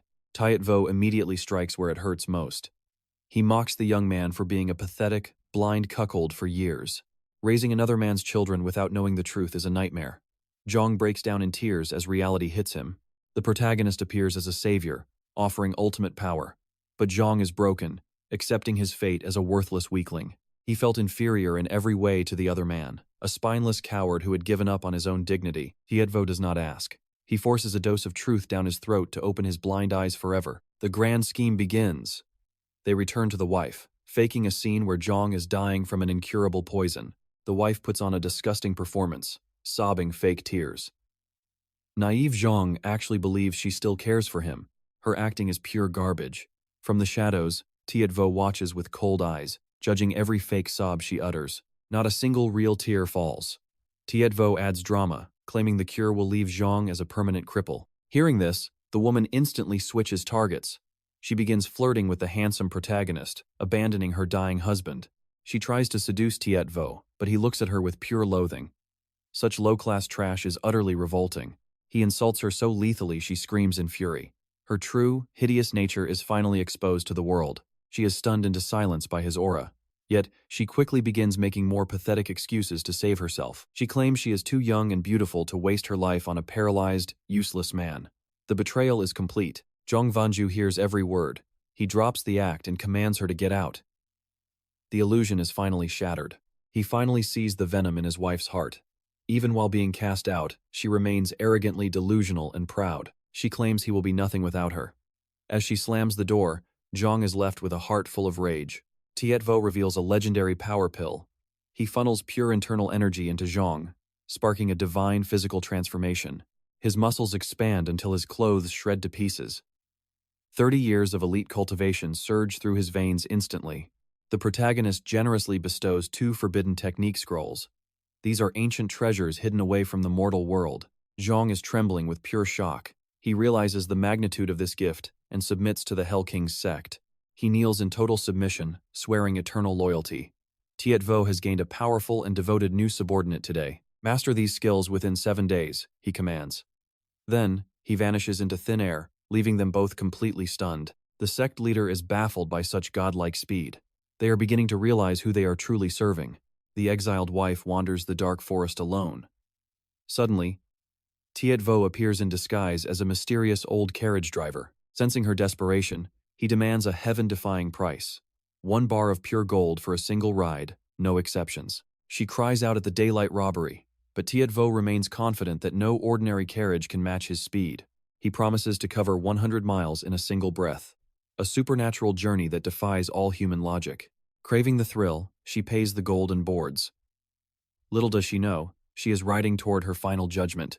Two massive ghost spirits emerge to pull the carriage. Their target is the royal palace of Lord Duan Zhengchun. The carriage blurs into a demonic streak of speed. Palace guards see only a cloud of dark smoke approaching fast. Nothing can stand in its way. The carriage smashes through every gate, leaving a trail of absolute wreckage behind. Lord Duan is terrified and hires a fraudulent Taoist for protection. The fake master claims his defense is impenetrable. He boasts that not even a fly can enter. Suddenly, the carriage roars past them like a bolt of lightning. Without brakes, it crashes into the palace with a massive explosion. The Taoist immediately starts making pathetic excuses. He blames his lack of preparation for the breach. 𝒕v𝒊 watches from above, his dark authority chilling the air. The Taoist acts brave while covered in useless charms. 𝒕v𝒊 leaps down to deliver his absolute judgment. One cannot help but marvel at Duan Zhengchun. He is wealthy, handsome, and an absolute homewrecker. To the arrogant captain, 𝒌𝒨 appeared like a tiny ant. He decided to show off his prowess. Seeking to impress Duan, the captain danced like a fool while chanting 7749 useless, mystical spells. Before he could finish his flashy show, 𝒌𝒨 delivered a strike that shattered his teeth and walls. He ended up pinned to the wall like a decoration. 𝒌𝒨 simply found his loud buzzing incredibly annoying. Seeing Duan still worried for the quack, 𝒌𝒨 announced his arrival. He was here for Duan's pathetic face. Before business could begin, that fake doctor interrupted again. He threw a talisman that was actually a grenade. It exploded with a loud bang, showering Duan Zhengchun in a messy, bright red liquid. It was a disaster. That red mess was chicken blood meant to ward off evil. Thinking 𝒌𝒨 had fled, they grew arrogant. They believed they had scared him away. To finish the job, they plastered talismans all over the carriage. The Taoist believed these charms would seal 𝒌𝒨 inside. He then prepared to burn everything to the ground. Little did they know, 𝒌𝒨 was untouched. He floated in the sky, watching their pathetic performance like a king. His subordinate wanted to punish the arrogant Taoist, but 𝒌𝒨 preferred to play with his food first. As the fire roared, 𝒌𝒨 commanded his system. He forcefully warped Duan Zhengchun directly into the burning carriage. It was time for a reunion with his mistress. Inside, the woman finally awoke and began screaming for help. Hearing his lover's desperate cries, Duan tried to douse the flames. Instead, he was sucked into the inferno. The Taoist was still celebrating his victory when he noticed his master had vanished from right behind him. Suddenly, Duan's voice echoed from deep within the burning carriage. The Taoist was struck with pure, chilling terror. Seeing the raging inferno, the Taoist stood frozen. His true fire would only extinguish once everything became ash. The quack burst into tears of regret. His dreams of wealth and a bright future were burning away. Outside, 𝒌𝒨 watched the chaos unfold. Everything was proceeding exactly according to his dark and divine plan. He wanted to see how Duan would survive this. Inside the carriage, the two lovers faced a fiery reunion. Duan screamed in confusion, wondering why he was being targeted. His mistress wept, terrified of her approaching death. While Duan calculated his legal escape, a cold blade suddenly appeared. 𝒌𝒨 was starting a lethal game. He wanted to see them slaughter each other. Only the one who killed the other could walk out alive. Would they choose love or survival? After a heavy silence, Duan suddenly grabbed the sword with a grim look. He prepared to plunge the blade into his own chest. This master of romance chose a noble, sacrificial act. This display of devotion deeply moved the woman's heart. Just as Duan expected, she stopped him. Choosing death, she begged him to end her life quickly. They embraced amidst the flames, a scene of truly sickening devotion. Thanks to 𝒌𝒨's interference, their bond grew even stronger. Truly pathetic. He decided to end the farce. 𝒌𝒨 pulled them both from the fire. Realizing who had tormented them, Duan's face twisted with pure rage. However, his anger vanished when he heard 𝒌𝒨 belonged to the Yama gang. Fear began to take hold. Such a sect surely had a supreme master lurking behind them. 𝒌𝒨 then produced a formal challenge letter. Representing Zhong Wanjun, he challenged Duan to a duel 1 week from now. No excuses would be accepted. Duan laughed arrogantly, believing Zhong's martial arts were beneath him. He mocked the challenge with total confidence. 𝒌𝒨 smiled, eager to see if that pride would remain once his underworld authority truly descended on him. Duan tried to threaten him with the royal guard. He claimed touching him would be a fatal, legendary mistake. 𝒌𝒨 refused to leave empty-handed. He provoked Duan's pride, calling him a coward who feared a challenge. Suddenly, Massive spheres in the sky exploded. Thousands of challenge letters rained down upon the entire martial world. Everyone now knew Zhong Wanjun was hunting the elite. His mistress was stunned by her ex-husband's sudden madness. She believed he had truly lost his mind. Meanwhile, Zhong Wanjun was resting, unaware of Jewu's gifts. At that moment, Zhong was training intensely. The sect leader watched his every move with a sharp eye. Suddenly, bitter memories flooded Zhong's mind. He remembered his wife calling him a useless piece of trash. He was on the verge of a breakthrough, but his trauma took hold. He began gasping like a dog. Just as despair set in, the cold, commanding voice of Jiewu echoed through his very soul. The sect leader lunges, but the Hell King's foot crushes his pride. Know your place, mortal, Vo declares. Even after decades, 𝒂𝒂𝒕𝒉 remains a broken shell. Haunted by trauma, his spirit is shattered beyond recognition. Without confidence, a martial artist is nothing. Chaos consumes his mind, teetering on the edge of total collapse. Vo senses the inner demons. To rebuild a soul, one must first burn away the chains of the past. He orders the valley torched. From the ashes of his old life, 𝒂𝒂𝒕𝒉 will witness true underworld authority. Vo drags the old man to a den of pleasure. A king's confidence starts with conquering all fleshly desires. A trial of the heart, Vo lies smoothly. In truth, he just missed the taste of luxury and wine. They enter, and the madam greets them. Vo tosses a stack of gold, the currency of the living world. Her eyes gleam with greed. The god of wealth has arrived. Beauties swarm, yet none match Vo's SSS standards. Only 𝒂𝒂𝒕𝒉 is entranced, drooling like a fool. Decades of isolation make even a common petal seem divine. The old man weeps. Being pampered by beauties is the first step in reclaiming his discarded humanity and spirit. Pathetic, yet necessary. To rule the underworld, one must first feel like a king in the mortal realm. Suddenly, the peace is shattered. Thugs storm in, demanding everyone leave. Vo's cold gaze fixes on the intruders. The madam trembles, whispering a warning. Run! The local tyrant has arrived, and he knows no mercy. The head of the escort bureau enters a beast in human skin. He rules this town with an iron fist. Backed by a prince, he fears no law. With a snap of his fingers, he clears the entire room. The crowd flees in terror, but Vo remains seated. A Hell King does not move for a mere insect. I've paid for the night, Vo says. A lackey sneers, stepping forward to teach the stranger a lesson. Before the thug can even blink, his arm snaps like dry wood. The Hell King's aura begins to bleed. The rest lunge like rabid dogs. Vo hates pests who rely on their masters. It's time for a judgment. With eyes closed, Vo unleashes a flicker of soul-crushing pressure. The room vibrates with the weight of death. Thugs fly backward, their bones shattering. Shadows dance behind Vo, ready to drag them all to the underworld. The madam realizes the truth. This isn't a man, it's a monster wearing a human face. A terrifying power. To save her building, she proposes a duel of charm. Let 𝒂𝒕𝒉, our top beauty, choose her guest.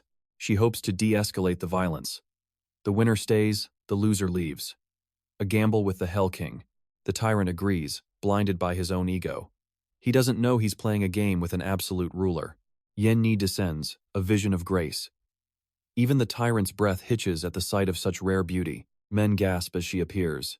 Her skin is like jade, her eyes a trap for the unwary soul. The tyrant turns red with lust, but Vo remains unimpressed. A 7 out of 10, he judges coldly. The madam leaves the choice to 𝒂𝒕𝒉. It's a ticking time bomb. Choosing one means offending the other. 𝒂𝒕𝒉 hesitates. One is a local beast. The other is a mysterious, handsome god of death. Before she can pick Vo, he steps back. He pushes 𝒂𝒂𝒕𝒉 forward. He will be your guest tonight. The tyrant roars with laughter. You choose this ugly rat to compete with me? Have you lost your mind? Then, the insult sinks in. If Vo ranks 𝒂𝒂𝒕𝒉 as the competitor, what does that make the tyrant? Vo remains calm, his soul-piercing gaze silencing the room. The choice is yours, little bird. Judge carefully. 𝒂𝒕𝒉 stares at the two choices. Her status as a top beauty feels like a joke in this moment. Silence hangs heavy. Forced to pick between two ugly fates, she questions her own worth in this world. The tyrant prepares to strike, but Vo's eyes turn into abyssal pits. A cold sweat drenches the bully's back. Conquer her, Vo commands 𝒂𝒂𝒕𝒉. The authority in his voice is absolute. A command from the Hell King. The madam is baffled. Why give up such a prize? She warns 𝒂𝒕𝒉 to be cautious of these strangers. The highest bidder wins, 𝒂𝒕𝒉 announces. She seeks a way to escape this suffocating underworld pressure. The tyrant slams 10,000 gold on the table. Serve me, and I'll give you the world. Shallow and pathetic. Yenni looks at 𝒏𝒈, hoping for a miracle from the Hell King's companion. 𝒏𝒈 smiles sheepishly. I'm poor and ugly, but I've got high spirits. The room goes silent in shock. Vo facepalms. Even the SSS Hell King Authority can't fix a lack of common sense. Truly a hopeless case.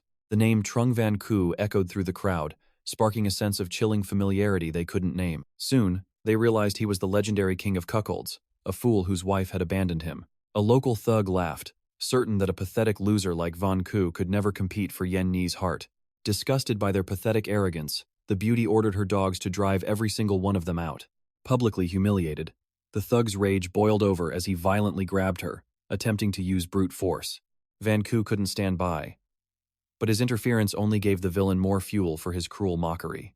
Backed by Prince Qingthuan, the thug sneered, but in a heartbeat, the atmosphere grew deathly cold. His arrogance shattered instantly as a devastating blow sent his teeth flying, turning him into a human mop. Even with a bloodied face, the fool barked that the prince would never spare �𝒈's pathetic life. But his threats were cut short by pure terror as a massive, spectral hand materialized from the void. It slammed the thug into the wall like a bug. �𝒈's SSS Hell King Authority had awakened. Onlookers trembled, sensing a dark storm. Everyone knew a catastrophic clash of fates was finally beginning. Still naive, �𝒈 bowed to apologize to 𝒏𝒈. Unaware this was all part of the master plan, the chaos spread quickly. Word that a royal enforcer was annihilated reached the prince's palace like wildfire. Soldiers doubted the news. How could a weakling defeat such a beastly warrior with a single strike? Witnesses described �𝒈 as a Hell King, his presence alone enough to judge souls for the afterlife. His speed was lethal, his power absolute. A soldier presented a portrait of the two mysterious warriors. He claimed to have used his life's essence to capture their likeness, earning praise from the guards. But the masterpiece was just stick figures. �𝒈 was now a target for every martial artist nearby. Recognizing the danger of this sudden rise, the messenger rushed to warn the treacherous Prince Qingthuan. Back at the pavilion, the madame panicked, terrified of the consequences. Her world was turning upside down. But when 𝒏𝒈 slapped 20,000 gold on the table, her fear vanished, replaced by sudden devotion. The courtesans watched in shock as their boss lost all dignity for the sake of this rich stranger. Ignoring the drama, 𝒏𝒈 ordered a grand feast to celebrate the birth of a new legend. �𝒈 stood dazed as 𝒏𝒈 handed him a stack of official challenge letters to all warriors. You won't just fight, 𝒏𝒈 declared. You will dominate them all and rule the underworld as king. This wasn't about luck. It was the chance for �𝒈 to reclaim his stolen pride and authority. For the first time, �𝒈 felt truly seen. He swore to follow 𝒏𝒈 even through hellfire. Just then, Yenni appeared. She bowed deeply, her heart filled with gratitude for her savior's protection. Being called a true hero ignited a flame in �𝒈's soul. The loser of the past died. Meanwhile, his treacherous ex-wife felt a chill. The man she once discarded was becoming something terrifyingly strong. Reports of the Yama gang's influence grew. �𝒈's total transformation was a direct threat to her security. She feared his newfound wrath. She desperately urged Prince Qingthuan to intervene before it was too late. The name Yama gang echoed in the prince's mind. Their rapid expansion couldn't be ignored any longer. The ex-wife schemed to use the prince's blades to erase her past mistakes and the gang forever. Qingthuan agreed. No one dared to touch his interests. A bloodbath was now completely inevitable. The air turned thick with the scent of war. A clash of legendary powers was about to begin.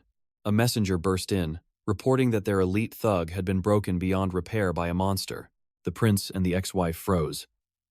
Could that useless husband really possess such devastating SSS rank power? Not only was he powerful, but he was now a celebrated guest at the most prestigious pavilions. Enraged, the prince ordered his troops to surround the brothel and seize the legendary king of cuckolds. He planned to use �𝒈's head as a warning to the Yama gang, crushing their spirit. That night, the ex-wife drugged the prince's wine, leaving him snoring like a beast while she schemed. Driven by a lingering guilt, she decided to warn �𝒈. One last act of mercy before destiny. But �𝒈 was busy. Surrounded by beauty, his soul radiated the aura of a true underworld king. Spring breeze blooms, but our Hell King feels nauseous playing matchmaker, a supreme Yama, forced into this task. Suddenly, the madam enters. Someone demands to see Zhongwanju, but the peace is shattered instantly. Before permission is granted, a woman barges in, cursing the filthy surroundings with arrogant, biting words. Madame Yan counters fiercely. Her girls sell art, not bodies. The tension in the air turns electric. Watching these two clash, Zhang Wanju's face darkens. He clenches his fists, barely restraining his fury. The woman sneers, doubting his strength. She calls him a mere pawn of the Yama gang scheme. She mocks his life, warning that the prince's judgment will be his ultimate, painful undoing. Her arrogance vanishes with a thunderous slap. Her head nearly spins from Zhang's cold, murderous strike. With eyes like ice, he banishes her. She flees, cursing the beast he has truly become. She warns of the prince's approaching army, yet Zhang Wanju's fighting spirit only blazes brighter now. Fire erupts in his gaze. Meanwhile, the MC plans to pull him into his dark, sovereign fold. Fearful, the madam tries to flee with her gold. She opens the door, only to find surprise. The prince's elite guard has arrived. Going somewhere, old lady? They mock with cruel grins. They freeze. A massive handprint on the wall, remains of the villain, shocks the soldiers to their core. Who possesses such terrifying divine power? The MC smirks, taunting them to take the art home. Outnumbered and desperate, the madam betrays the MC. But he doesn't blink. He simply commands his army. Shadow soldiers, arise. Eerie black mists swirl behind him, manifesting the terrors of the deepest abyss. Hearing the chaos, Yan tries to peek out. Zhang Wanju stops her. It's too dangerous outside. Stay inside until dawn, he warns. The black shadows suddenly lunge, invading the soldiers' very souls. The madam watches in horror as the elite troops collapse, their eyes turning ghostly white in submission. Greetings, great Yama, they roar. The madam falls to her knees, realizing she betrayed a literal god. She begs for mercy, but the Hell King's judgment is final. You have 99 days left. The news shatters her soul. Meanwhile, the MC leads his shadow army toward the prince's grand estate. Seeing the luxury, he decides to tax it. Strip the place bare, bring everything to the brothel. At dawn, the prince wakes to a nightmare. His soldiers report, their brothers have turned into puppets. They now serve the MC. The prince's rage boils as he learns his treasury was looted instantly. Not a single coin was left. The sheer speed of the theft feels like a supernatural curse. Trembling with fury, the prince vows to annihilate Zhang Wanju and the entire Yama gang immediately. He sends a golden seal to the emperor, framing them for high treason and bloody rebellion.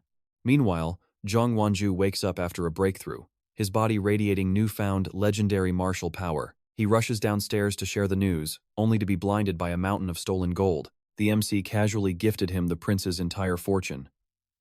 Zhang's eyes well with tears of absolute loyalty. He's ready to worship the MC, but the prince is already marching through the streets, seeking blood. Arriving at the brothel, the prince finds two shadow soldiers standing guard like immovable, demonic statues.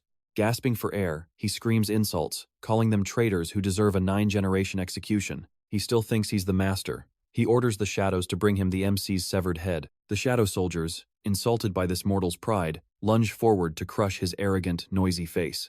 But a voice rings out. The MC orders them to halt, freezing their deadly fists mid-air. That bastard Qin Thuan is coming. Just hearing his name makes Trung Van Ku's blood boil with murderous intent.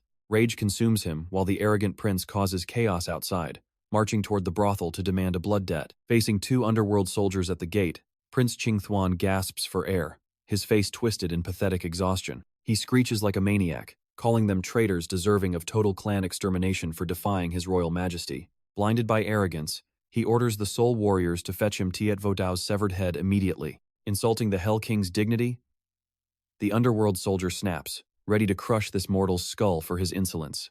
Just as the fist is about to connect, a command echoes. The soldier freezes instantly. The Hell King has spoken. The shockwave of the punch distorts his face. Death's pressure closes in instantly. Overnight, the soldier's strength surged. Rage boils over at the sight of the scum. The crowd's jaws hit the floor. Van Ku's new aura is utterly terrifying. The villain mocks them with gold rewards. 100 silver for a life. Insults fuel the fire of the one-finger strike. A lethal technique is unleashed in fury. A slight tilt effortlessly dodges the blow. The legendary technique fails against him. Van Ku closes the gap with raw power. His fist carries the weight of the abyss. The enemy trembles at the sudden growth. This SSS rank evolution is impossible. He charges like a relentless demon of war. The Iron Fist seeks total annihilation. Power is high, but speed is lacking. He tanks the strike to analyze the soul. Pushed back, he sees through the art. The secret flow is now clear as day. He dares the enemy to show everything. No one will call this bullying the weak. His fingers mimic the enemy's divine art, replicating the one-finger strike perfectly. The crowd gasps in absolute disbelief. A secret clan technique stolen in seconds. He endured the pain to master the soul. The trap was set from the beginning. A violet aura shatters the villain's pride. He is blasted through the stone wall. This copy surpasses the original tenfold. Years of training rendered useless by genius. Varnku's true talent is finally revealed. Perfect replication of any divine ability. He judges the scum with hellish authority. This is the fate of a true loser. Annoying monks try to interfere with fate. One strike slams their heads together. 3 masters fall with a single flick. He dominates the battlefield like a god. The villain fakes a smile while fleeing. Desperation masks his total loss of face. The mob hurls weapons in a frantic chaos. A rain of steel floods the arena. Stupidity almost buries the main target alive. He barely survives the Iron Mountain. He glares, marking every soul for death, then picks a blade to stall for time, waiting for the royal army to arrive. He strikes with a swarm of sword chi. The ex-wife rushes in with frantic dread, afraid her lover will be a corpse. Pushing through, she sees the impossible scene, 2 men locked in a weird dance. The romantic tension is almost nauseating, a melodrama unfolding in the heat of war. The sword is already in the king's hand. How did he steal the blade so fast? His secret technique nullifies all incoming arts, total control over the enemy's offense. Lay your cards out for the Hell King. He will copy and crush your spirit. Trapped with nowhere to run or hide, the villain forced a pathetic, fake smile. She kneels, begging for her lover's life. A woman's tears are her final weapon. She pleads for the sake of the child, but the truth is about to emerge. Whose child is it really? Silence falls as her lies are exposed. Even the villain is left utterly speechless. The ultimate betrayal is finally laid bare. One final slash tears through their dignity. Vengeance is served cold and sharp. He bids farewell to a life of lies. The quest of revenge is officially complete. Gold and soul points flood the system. The Hell King's body begins to regenerate. A secret mission for the Great War appears. Save the kingdom or join the invaders. Massive rewards for the Path of Light. Unlock the Nightmare Steed and Divine Points. Or choose the path of the Underworld King. Rule the Ghost Nation with absolute power. Both options offer godlike authority. The hero must choose his final destiny. He turns to his comrade for counsel. The next chapter of domination begins. Chaos erupted in court as the Emperor's elite guards prepared for a purge. He sought to crush the Yama sect, but fate had other plans today. Terror struck as reports arrived. The palace was completely surrounded by invaders. Defenses were vaporized instantly. Trapped between rebels and enemies, there was no escape. Then, he appeared a god among mortals, the legendary master of the Yama sect. The Emperor maintained a mask of calm, though his soul trembled in fear. 𝒕𝒊𝒏𝒈 had bypassed every guard, arriving without a single scratch on him. He came to negotiate, but the arrogant emperor ordered his immediate execution. However, everything changed when 𝒕𝒊𝒏𝒈 offered to annihilate the invading barbarians. Mockery filled the room when they realized he stood entirely alone there. The head eunuch sneered, accusing the Yama sect of colluding with the enemy. A reckless soldier lunged forward, his spear aimed for 𝒕𝒊𝒏𝒈's throat.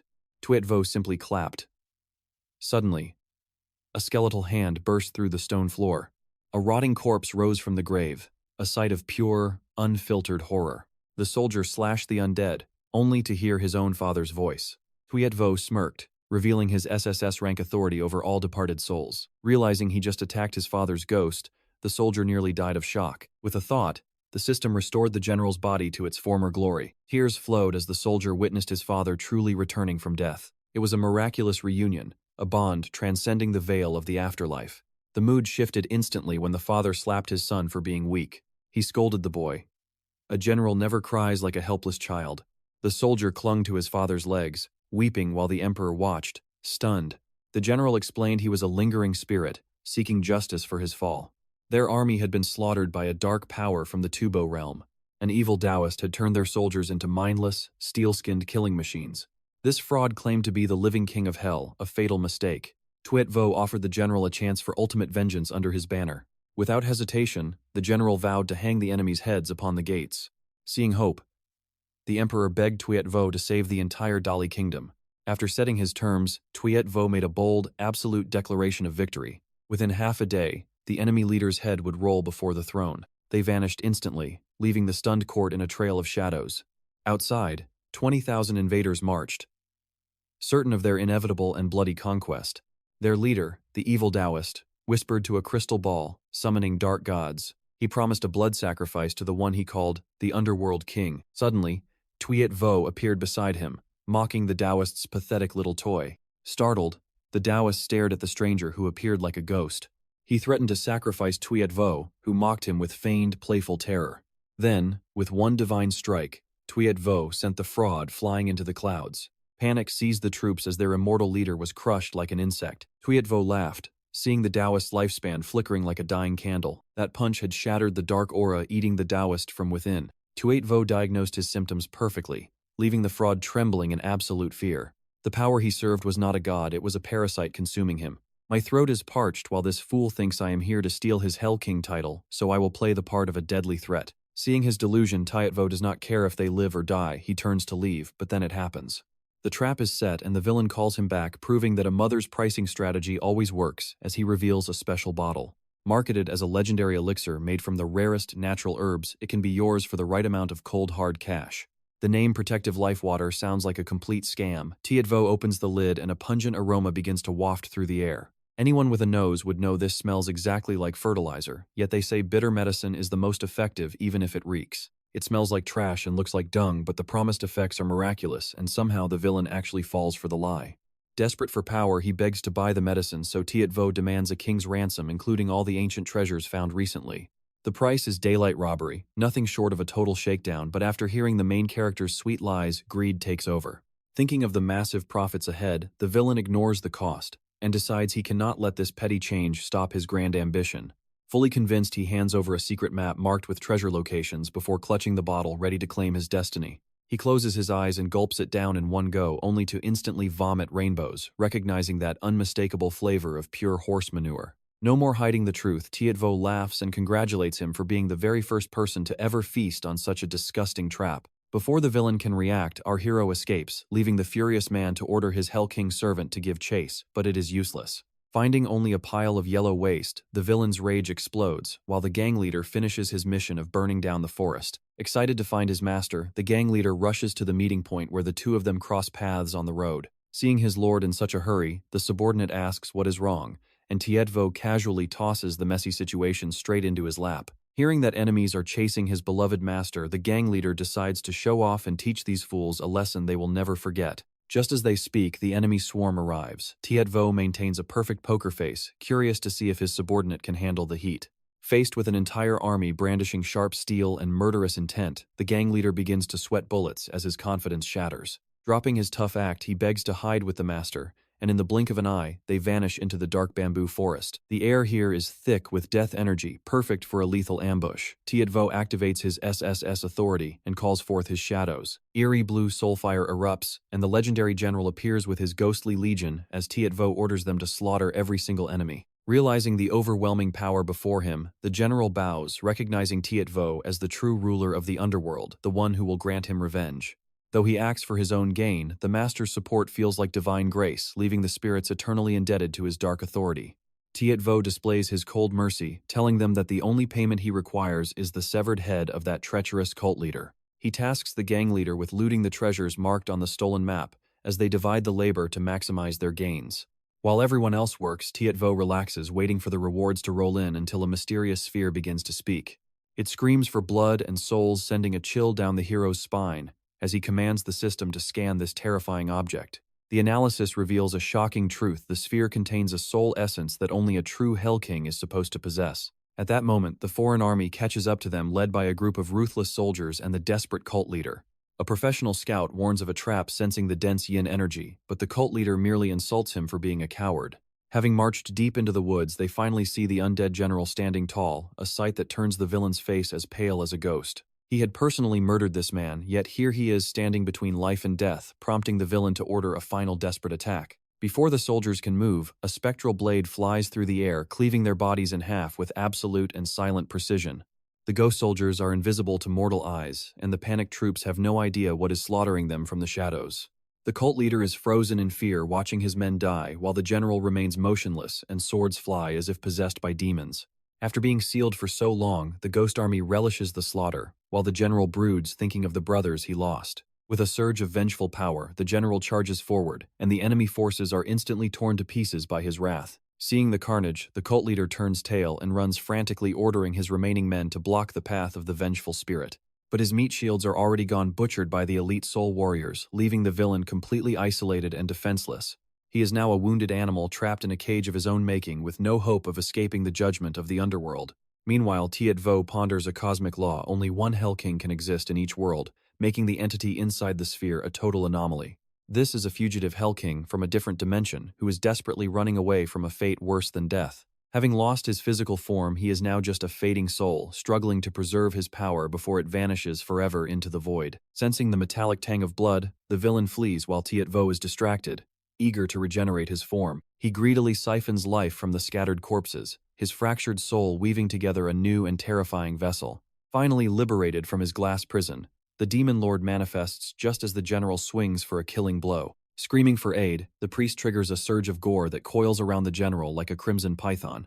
But the general is no weakling. Shredding the restraints with his claws, anyone blocking his vengeance must perish today. Little did he know, he faced a 𝑖𝒏𝒂𝒕𝒉 king from another realm, a sovereign far beyond a vengeful spirit. As the general charges, the intruder simply points a finger, gathering a sinister red energy at his fingertip. Lethal spikes of solidified blood erupt, skewering the general's spectral body and pinning him ruthlessly to the earth. The priest tries to crawl toward his master with flattery, seeing an opportunity to hide behind this dark power. Despite years of devotion, the blood-soaked tyrant decides to reward the priest by ending his miserable life personally. The general spits a curse at the arrogant monster. The true king of hell will never forgive you.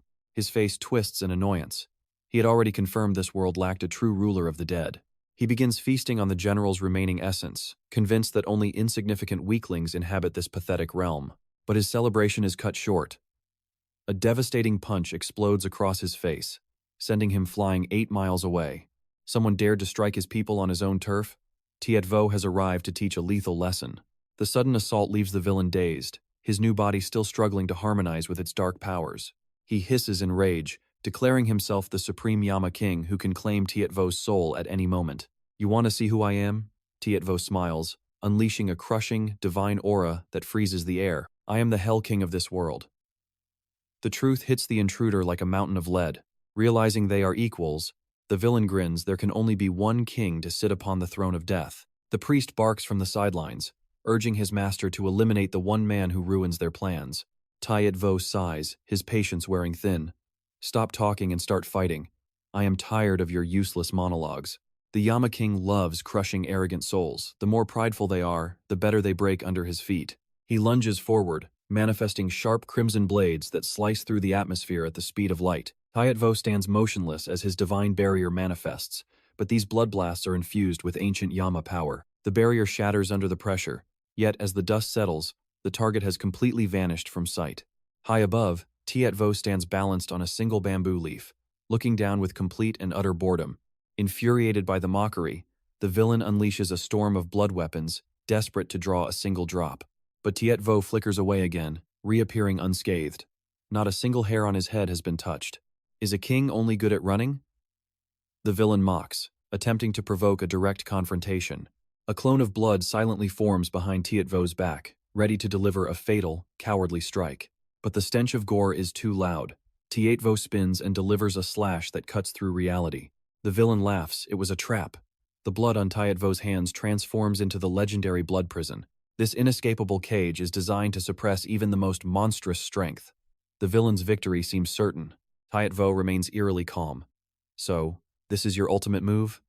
A bit underwhelming for a king, isn't it? Seeing his foe bound, the 𝒏𝒂𝒕𝒉 king grants the priest one chance to enact his most humiliating revenge.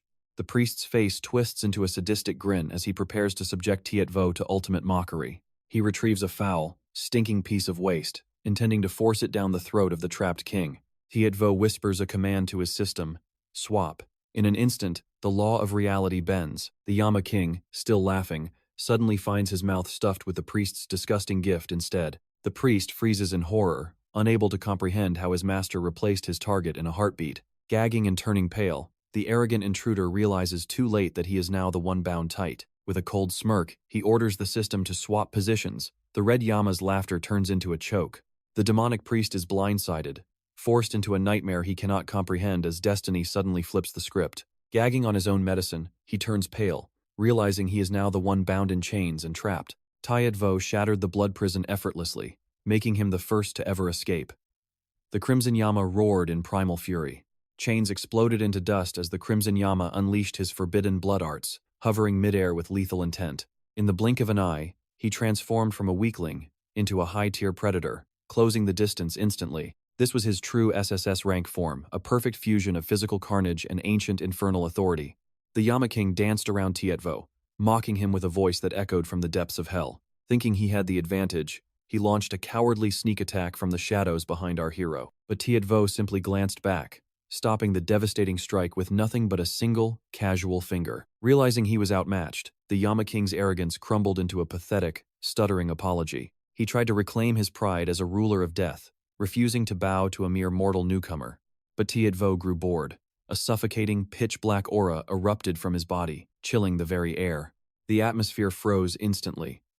Snow began to fall as 𝒕𝒊𝒏𝒈's killing intent manifested in reality.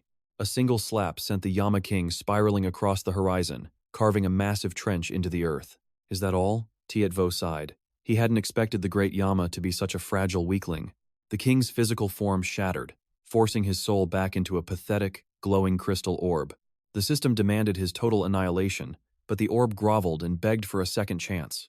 Amused by the desperate flattery, 𝒕𝒊𝒏𝒈 offered him a final opportunity to justify his miserable life. The idiot wasted 9 of his allotted 10 words on nonsense, leaving him with only one desperate plea. After a tense silence, the king finally revealed his true motive, a burning desire for absolute vengeance. He was once the Crimson Hell King, ruling his scarlet domain with an iron fist and perfect order, until the Dark Yama King arrived, slaughtering his legions and devouring his entire world in shadows. His army was eaten alive. Now, he was willing to sacrifice his very soul just to see his enemy fall. 𝒕𝒊𝒏𝒈 wasn't moved by the sob story. He demanded a much higher price for this blood debt. He wanted every single one of the king's soul points, but the ancient spirit had no idea what those were. After all, 𝒕𝒊𝒏𝒈's system was a unique SSS rank authority, unrivaled by anything in the 3 realms. Seeing no further value in the orb, 𝒕𝒊𝒏𝒈's gaze turned cold, terrifying the king into total submission. The Yama King surrendered all his power, desperately begging for a new body in exchange for his service. He tried to set conditions, but one murderous glare from 𝒕𝒊𝒏𝒈 reminded him who the real master was. 𝒕𝒊𝒏𝒈 smirked, a wicked idea for the king's new vessel forming in his mind as he agreed. That smile sent chills down the Yama's spine, proving 𝒕𝒊𝒏𝒈 was far more terrifying than the Dark King. Pure crimson essence surged forth, wrapping around 𝒕𝒊𝒏𝒈 as their powers began to fuse perfectly. Success! 𝒕𝒊𝒏𝒈 now commanded the Blood Authority, gaining the ability to dominate the life force of others. He had even gained the SSS rank survival trait, allowing him to cheat death by reverting to orb form. The genderless spirit begged for a form. 𝒕𝒊𝒏𝒈 decided to mold a body according to his own whims. As the energy stabilized, a woman with a devastatingly perfect figure emerged from the crimson light. Her body was a masterpiece, but her face was a haunting, grotesque sight that defied all logic. Disgusted by his own handiwork, 𝒕𝒊𝒏𝒈 walked away, ignoring the creature's cries to fix her face. He gave her one mission: capture the rogue Taoist who had caused all this chaos in the first place. At that moment, the evil Taoist was running for his life, sensing a monstrous presence approaching. A giant, tangent-like female Yama descended from the heavens, paralyzing the villain with pure, unadulterated terror. Meanwhile, 𝒕𝒊𝒏𝒈 found the fallen general and infused him with a spark of divine healing energy. The general awoke in a fit of rage and shame, blaming himself for letting the enemy escape. But justice had arrived. The female Yama returned, dragging the terrified Taoist by his very soul.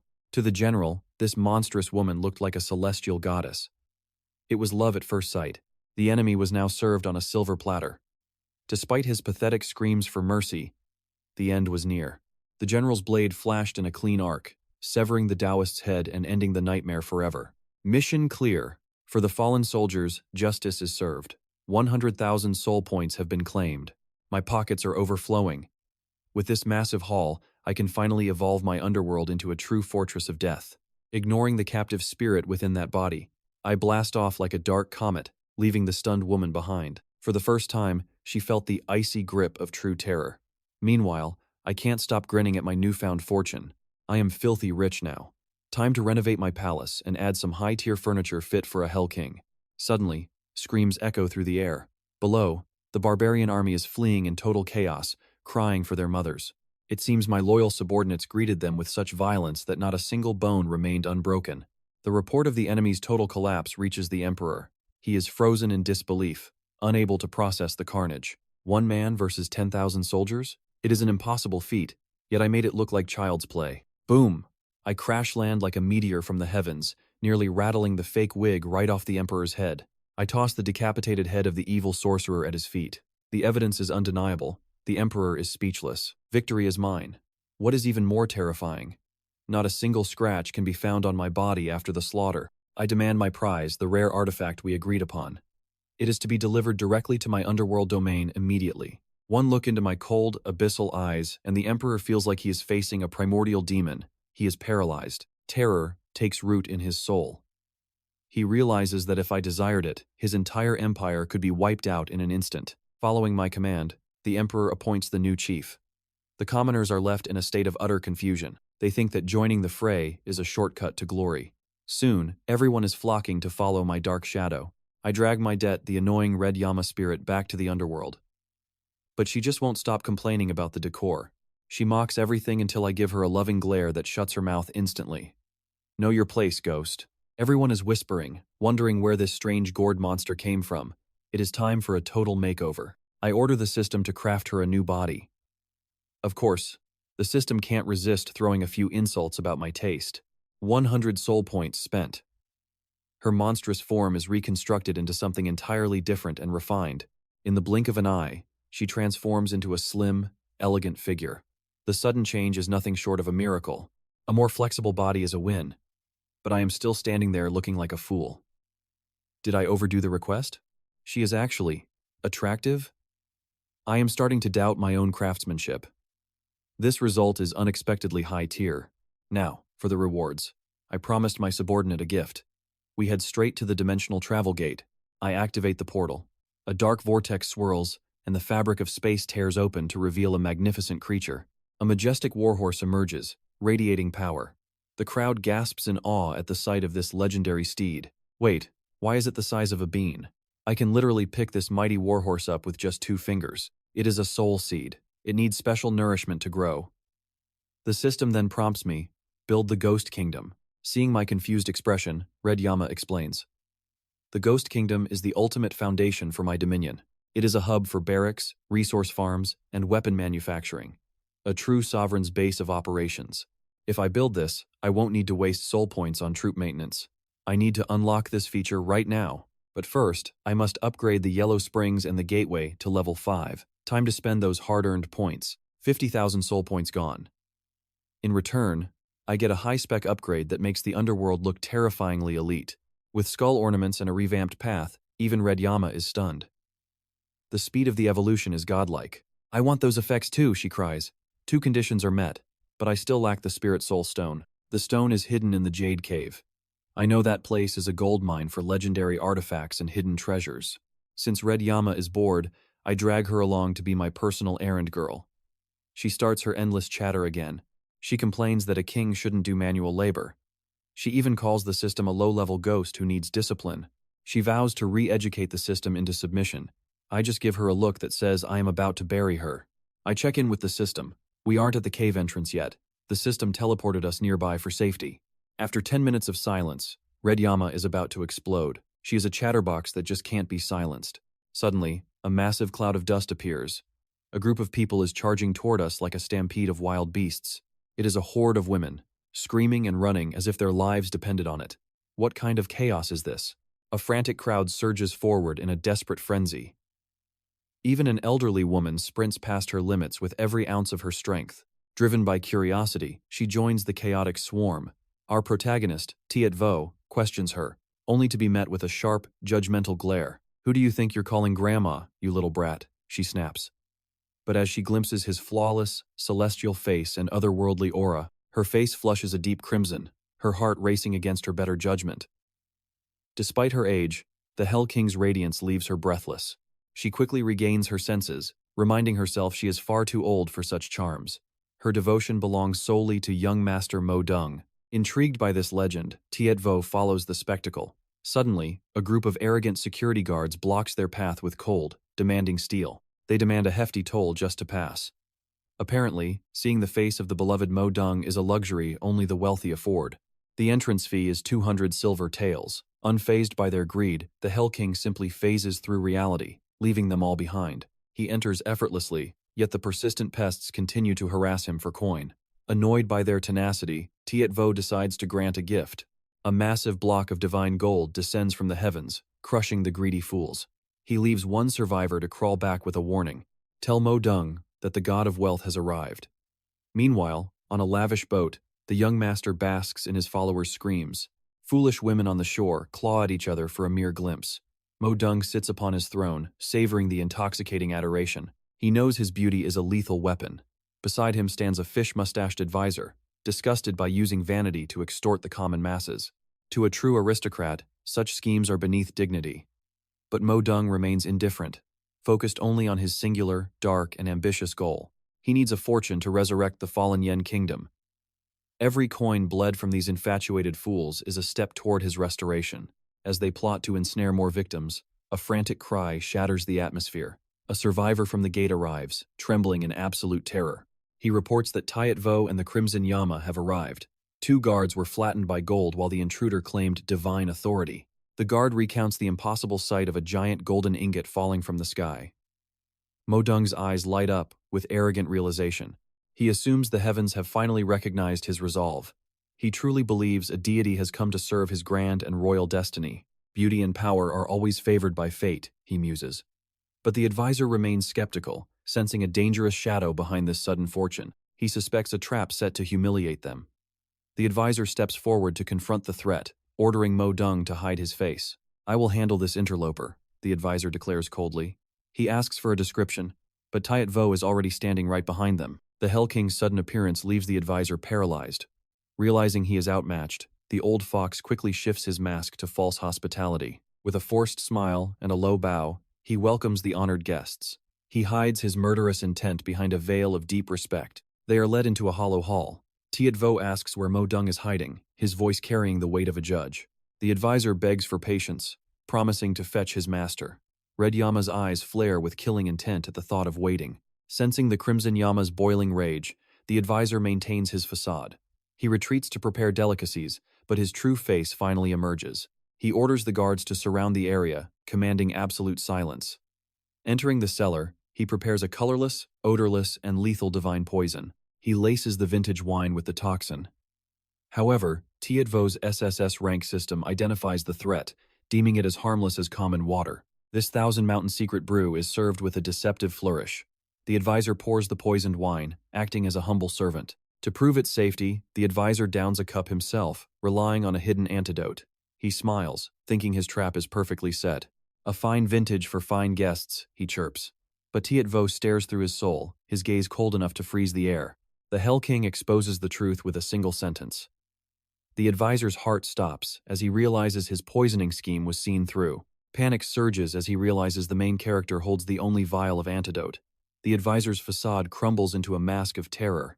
He tries to feign ignorance, but his trembling hands betray him. When 𝒕𝒊𝒏𝒈 prepares to shatter the vial, the advisor loses dignity. He lunges forward with desperate speed, catching the vial between his teeth. It is a pathetic sight for a supposed high-ranking noble.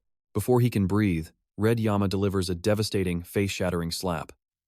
How dare you try to touch me, you filthy mortal worm? That catfish-stashed fool drinks the poison first, confident his hidden antidote will save him from the deadly brew. 𝒕𝒊𝒏𝒈 coldly dismantles the scheme. All that effort to poison others, only to trap himself in his web. Seeing his suicidal blunder exposed, the old man freezes. His master plan is turned into a fatal, humiliating joke. He tries to play dumb, forcing a nervous chuckle and pretending he has no clue what the Hell King means. But when he sees the antidote in 𝒕𝒊𝒏𝒈's hand, his smile dies. Yet, he still desperately denies everything. Just a useless bottle, then? The MC teases, threatening to toss it away. The catfish man's soul nearly leaves his body. He lunges with all his might, barely catching the vial with his teeth in a pathetic display of survival instinct. But the Red Yama delivers a crushing slap, sending him face first into the dirt. A gentle reminder of his place. Sent flying through the roof, the man plummeted into the river, poisoned and utterly broken. But death arrived in a more terrifying form as a gargantuan shadow emerged from the depths. A four-eyed aquatic nightmare with razor-sharp fangs locked its gaze onto the drowning prey. Scrambling desperately for the shore, the old man cursed the wretched karma of his past life.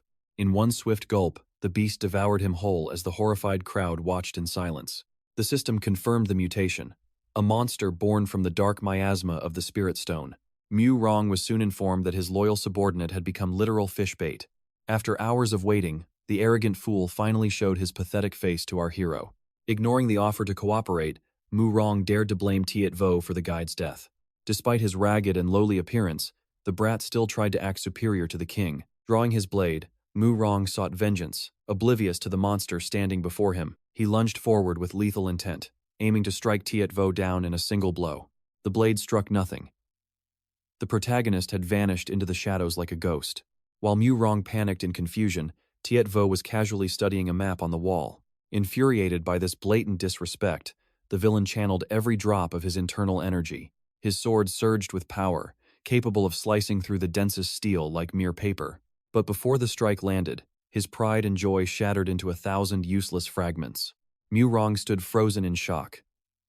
What kind of monstrous defense could repel his ultimate move? Meeting the Hell King's icy gaze, a primal, soul-crushing fear gripped the villain's heart. He was now just a fish on the chopping block, awaiting the king's final judgment. Instead of a killing blow, 𝑇𝒕𝒊 demanded a guide to the Mandala Manor for 50 gold. Mu Rong's fear turned to outrage. A king reduced to a mere boatman for such a price? But desperate poverty forced his hand. He greedily jacked the price up to 1,000 gold. Instantly, a literal mountain of gold manifested, leaving the greedy fools completely speechless. No one turns down such wealth. Mu Rong quickly ordered his men to find the guide. Only then did he remember his subordinate was currently being digested by a mutant fish. With the guide dead, his face paled. The secret path to the manor was lost forever. Mandala Manor was a legendary tomb filled with treasures, but no one ever returned alive. Countless warriors had perished within its eternal mist, seeking fortune but finding only death. Rumors claimed Mu Rong shared a deep connection with the beautiful mistress of the manor. They believed he could traverse the fog freely, but the reality was far more humiliating. The mistress actually loathed him. He didn't mean a single thing to that powerful woman. Only the dead servant knew the secret path, and he was already wandering the afterlife. Then I'll just bring him back, 𝑇𝒕𝒊 stated with a terrifying, calm authority. The crowd gasped in disbelief. Could this man truly resurrect a corpse from a monster's belly? But he wasn't talking about life. He was summoning the absolute power of the underworld. A crimson summoning circle erupted on the floor, pulsating with SSS-rank demonic energy. As the light faded, the ghost of the guide materialized, sending the crowd scrambling in terror. The spirit stood dazed and confused, unaware that he had already crossed the veil of death. Seeing Mu Rong's horrified expression, the ghost realized his existence had truly ended. "Congratulations," 𝑇𝒕𝒊 whispered coldly. "You're dead. Now, lead me to the manor." Witnessing such godlike power over souls, Mu Rong's greed took a new, desperate turn. Realizing he was facing a true god, he discarded his pride and fell to his knees. He clung to 𝑇𝒕𝒊's legs, shamelessly begging to become the Hell King's loyal disciple. 𝑇𝒕𝒊 looked down with disgust and whispered a chilling truth into the fool's ear. Mo Dong stood frozen. For the first time, she saw a man who surpassed her expectations. Where was the red llama? Turns out, she was busy hunting big fish to blow off some steam. Mustache finished the map. The crew set sail, following the path into the unknown. Mo Dong doubted he was a ghost. She reached out to grab him, but her hand passed right through. Instead of feeling dead, Mustache loved it. He basked in the freedom of his spectral form. Suddenly, a thick fog descended. Visibility dropped to 0 as the mist swallowed the ship. Everyone gathered, sticking strictly to the map. One wrong turn meant a one-way trip to the abyss. The air grew heavy with yin energy. Trapped by spirit stones, countless souls lingered here. Unable to enter the cycle of reincarnation, they were doomed to wander this foggy nightmare forever. A man screamed in terror. A strange, round creature had latched onto his back. Even a grandfather would be terrified. It looked harmless, but its face was pure nightmare fuel. This was a blood demon. The more you struggled, the deeper it dug into your flesh. Gross tentacles began to wriggle and sprout. It was ready to drain every drop of blood. Throw him overboard. It was the only way to save the rest of the crew. Mo Dong intervened quickly.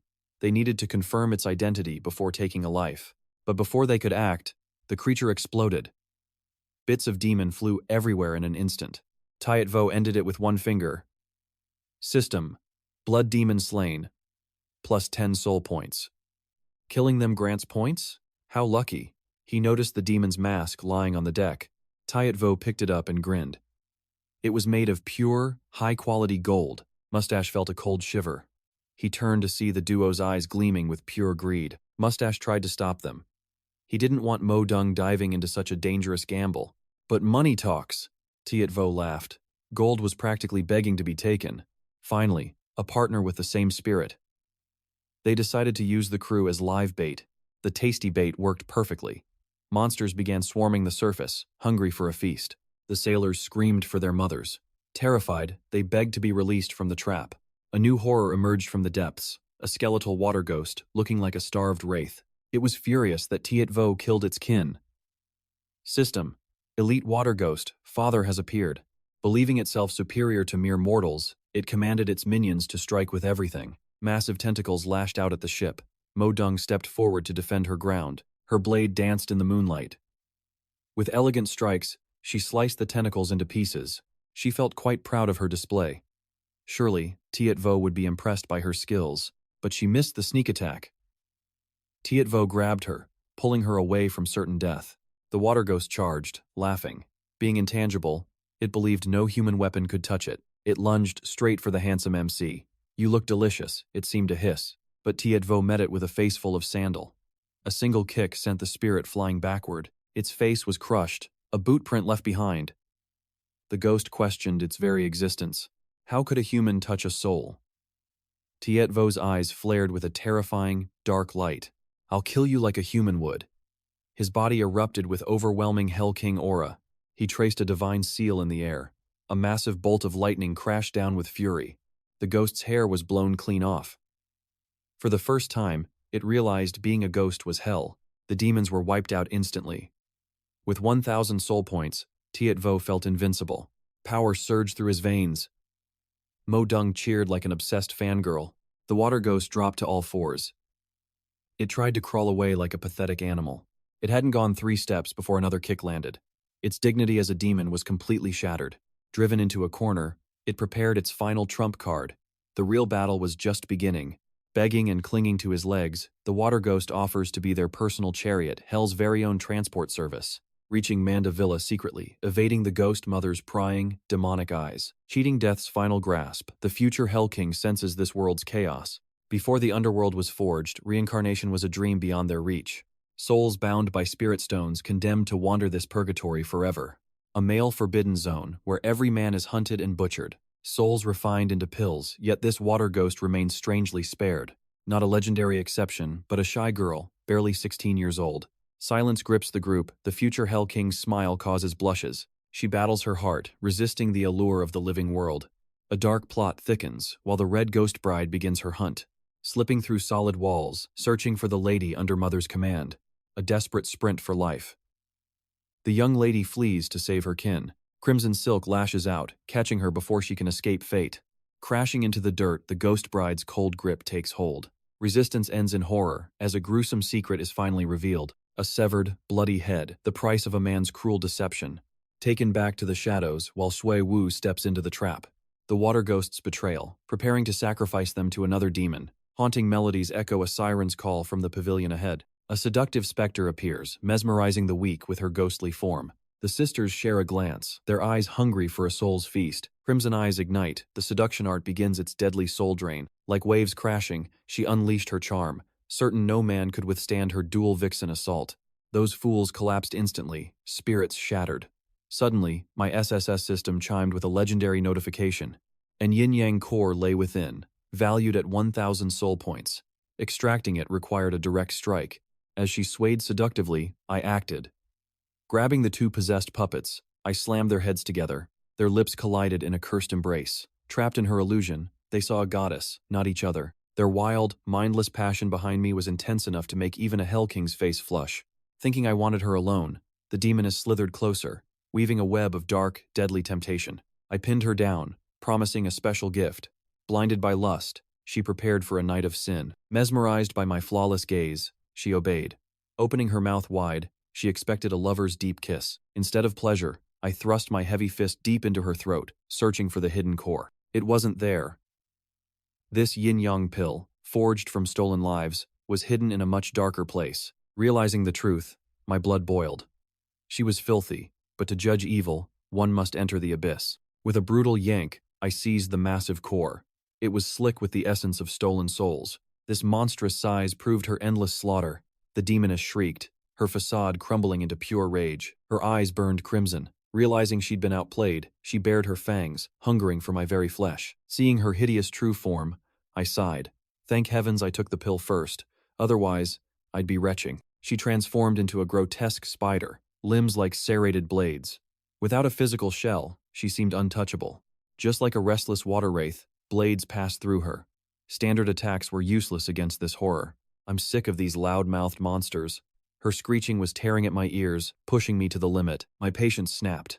As I unleashed my true authority, the demoness froze, a primal terror seizing her. To her, I had become a mountain, a god. She was nothing but a speck beneath my heel. The scent of death was suffocating. She tried to crawl away, but my judgment had already begun. Trapped by the Hell King, she desperately framed the innocent water ghost. Desperate to survive, she used her as a shield, leaving the girl confused. Betrayal cut deep as she realized her sisterly bond was a total lie. Memories of kindness vanished, replaced by the cold reality of a fatal trap. Tears fell as the sisterhood shattered, but the drama ended instantly. A heavy fist crushed the traitor's jaw, sending teeth flying everywhere. Saving her despite her schemes, the Hell King's mercy sparked pure joy. Her soul began to glow brighter than 1,000 festive lights. From the radiance emerged a bald fairy, nearly blinding the stoic main character. Though he saved her, the ungrateful man just complained about her look. The system triggered, soothe the suffering souls and cleanse this cursed island. A master of the heart, our hero accepted the challenge with absolute pride. Saved from darkness, she urged him to flee before the mother arrived.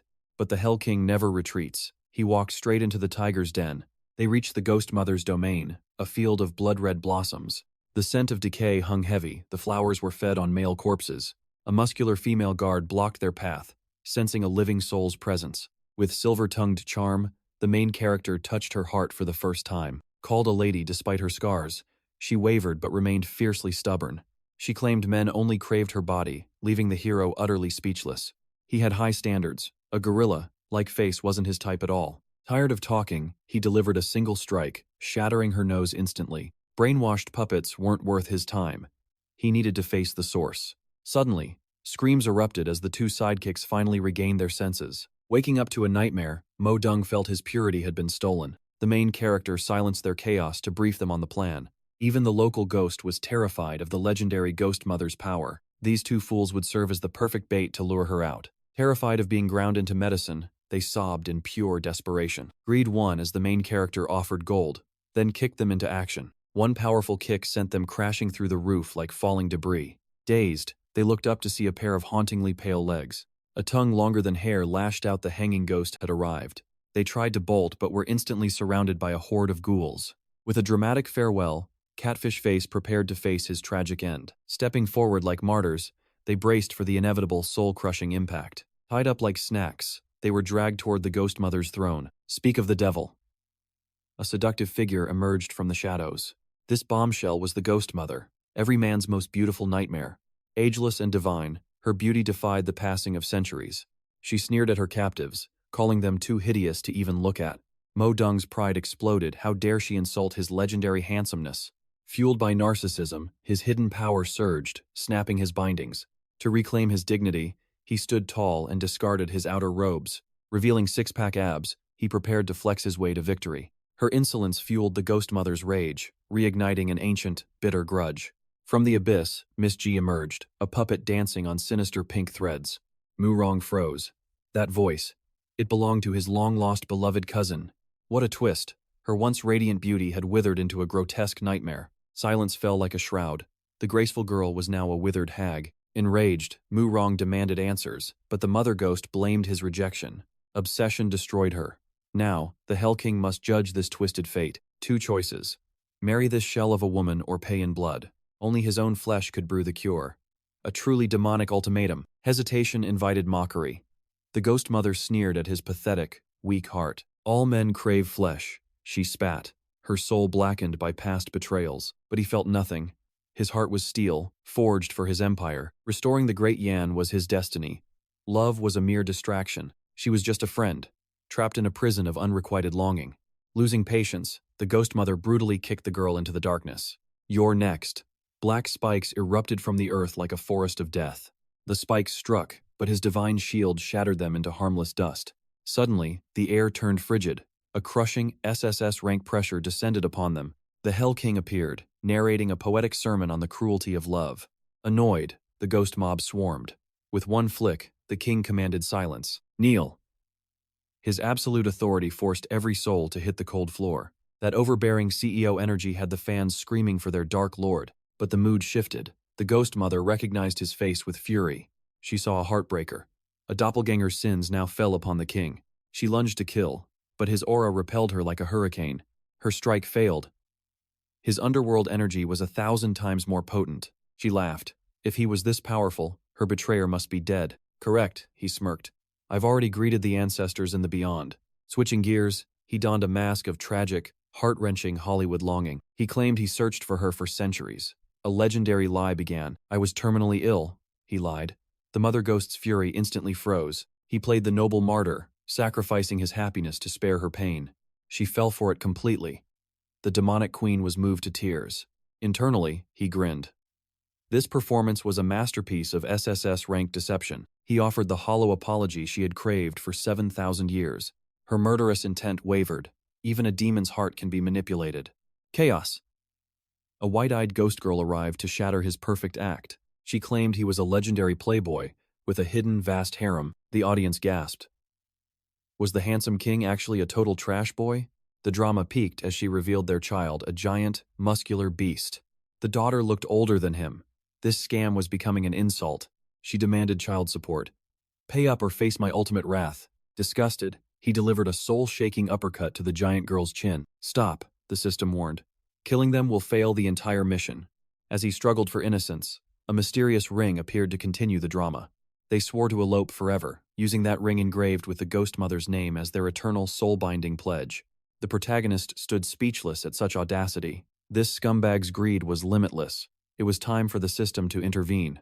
While the ghost daughter confidently presented the evidence, the system's divine power had already rewritten the very fabric of reality. The mother looked closer. Instead of a lover's name, the ring now bore the mark of Win Dan, the system's alias. He then produced a matching ring, claiming it was the true sacred gift bestowed upon him by the ghost mother herself. "I am not like those hollow, deceptive men," he declared, radiating the aura of a righteous and sovereign ruler. He refused to be categorized with trash. Amidst the tension, the mother silenced the room and ordered a total retreat. As the lesser spirits vanished, her terrifying facade dissolved, returning the ghost mother to her original, ethereal form. Elsewhere, the traitorous Latu Duong indulged in debauchery, unaware that the ghost daughter was forging a lethal new conspiracy. Since the spirits were shackled to the island, the mother unleashed her blood corpses to hunt down fresh prey. Driven by a thirst for rebellion, the ghost daughter prepared to awaken the slumbering, gore-soaked legion of monsters. Aoyem trembled in the shadows as the nightmare approached. The ritual to awaken these killing machines required a sacrifice. Dark energy flared.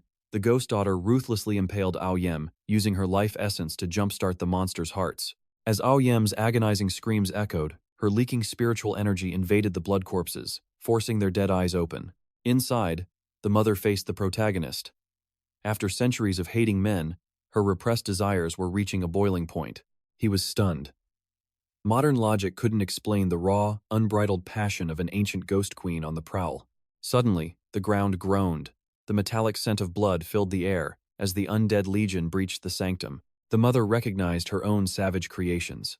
These blood corpses were mindless engines of slaughter, hungry for souls. "Move aside," the protagonist commanded. To the SSS Hell King, these terrifying monsters were nothing more than mere insects. The ghost daughter appeared, riding a titan of rot. Her ambition was clear: to overthrow the mother and rule. He led the mother toward the Lang Hoan cave, searching for the soul-gathering stone to reset their karmic fates. The cave was a mess. "Wait outside," he told her, as the system began scanning the disorganized pile of treasures. Ding! Secret manuals were absorbed instantly. 68,000 soul points were added to his growing underworld authority. Suddenly, he spotted two familiar thieves. Mo Dung and his lackey were desperately trying to smuggle out the loot. "Let me lighten your load," he mocked. With a wave, the manuals vanished into his SSS rank spatial inventory. As the thieves panicked, Catfish Mustache accidentally unearthed a massive, glowing azure gem, the legendary soul-gathering stone. Fools! Thinking it was a common rock, Mo Dong kicked the artifact, shattering the priceless stone into 1,000 fragments. Murderous intent exploded from the protagonist. One devastating punch sent Mo Dong spinning through the air like a broken toy. The mother rushed in, witnessing the protagonist looming over the battered thieves with the cold eyes of a judge. The shards still hold power, the system whispered. He had to secure them to establish his ultimate ghost kingdom. An hour later, Mo Dong drifted back to consciousness, only to face a sight more terrifying than death itself. The mother was lunging at him. But it wasn't her catfish mustache soul, now inhabited her body as a twisted reward. He vanished without a trace, leaving them in total chaos. While searching, Catfish Mustache stumbled upon a massive, glowing azure boulder. It was the legendary soul-gathering stone he craved.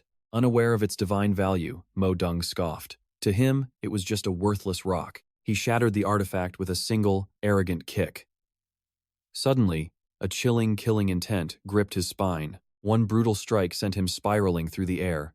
He spun like a broken top from the impact. Hearing the commotion, the ghost mother rushed inside. Her heart raced with dread as she investigated the noise. She found a scene of terrifying intensity. The Hell King held a jagged shard, ready to strike. Catfish shielded the victim as the system chimed. Even shattered, the stone's essence remains precious. He halted his wrath to focus on the throne. Building the Ghost Kingdom was now the priority. An hour later, Mo Dong finally stirred from unconsciousness. Dazed, he struggled to regain his clouded senses. His eyes widened in pure, heart-stopping horror. The ghost mother was lunging straight for his throat, but it wasn't her, it was Catfish Mustache's soul. He had claimed the vessel during the chaotic blackout. The ghost mother's soul had been erased forever. For his loyalty, Catfish was granted this new form. Mu Rong erupted in manic laughter, certain that the legendary treasures of Lang Hong Nok were finally his to claim. But his triumph turned to ash as he discovered every priceless artifact had been completely plundered by 𝑇𝒏𝒊. Left with absolutely nothing, Mu Rong's screams of agony echoed as he realized his hard work was all for naught. Just then, a servant revealed a secret. The legendary Heaven and Earth scroll was still hidden within their reach. Meanwhile, 𝑇𝒏𝒊 returned to the underworld expecting a grand welcome, but found his spectral kingdom hauntingly silent and empty. In the pouring rain, he was presented with the Tiujiao manual, a supreme technique to build his legendary empire. Returning to the abyss, the gates opened to welcome the king, yet not a single ghost appeared to greet him. 𝑇𝒏𝒊 questioned the system about the barren wasteland, and suddenly, a magnificent ghost nation began to rise. The system roared to life, manifesting a divine structure that far surpassed any mortal architecture seen in the underworld. Suddenly, the system spat out a massive mechanical reward that served as a special bonus for the Hell King's authority. This was the soul-hunting mirror, a tool to judge and track the most unique and powerful spirits in existence. The mirror vibrated violently, locking onto a mysterious golden soul that was desperately fleeing toward the reincarnation gate. 𝑇𝒏𝒊 refused to let it escape, instantly chasing the golden light before it could vanish into the cycle of rebirth. With a thunderous leap, he seized the spirit's golden tail, refusing to let this rare power slip through his fingers. Suddenly, a golden spatial rift erupted, releasing overwhelming energy that began to warp the very fabric of reality itself. The portal expanded and swallowed him, dragging 𝑇𝒏𝒊 into the unknown by the soul's mysterious and ancient strength. Seeing the danger of a dimensional rift, the system ordered a forced recall back to the safety of the underworld. But 𝑇𝒏𝒊's stubbornness burned bright.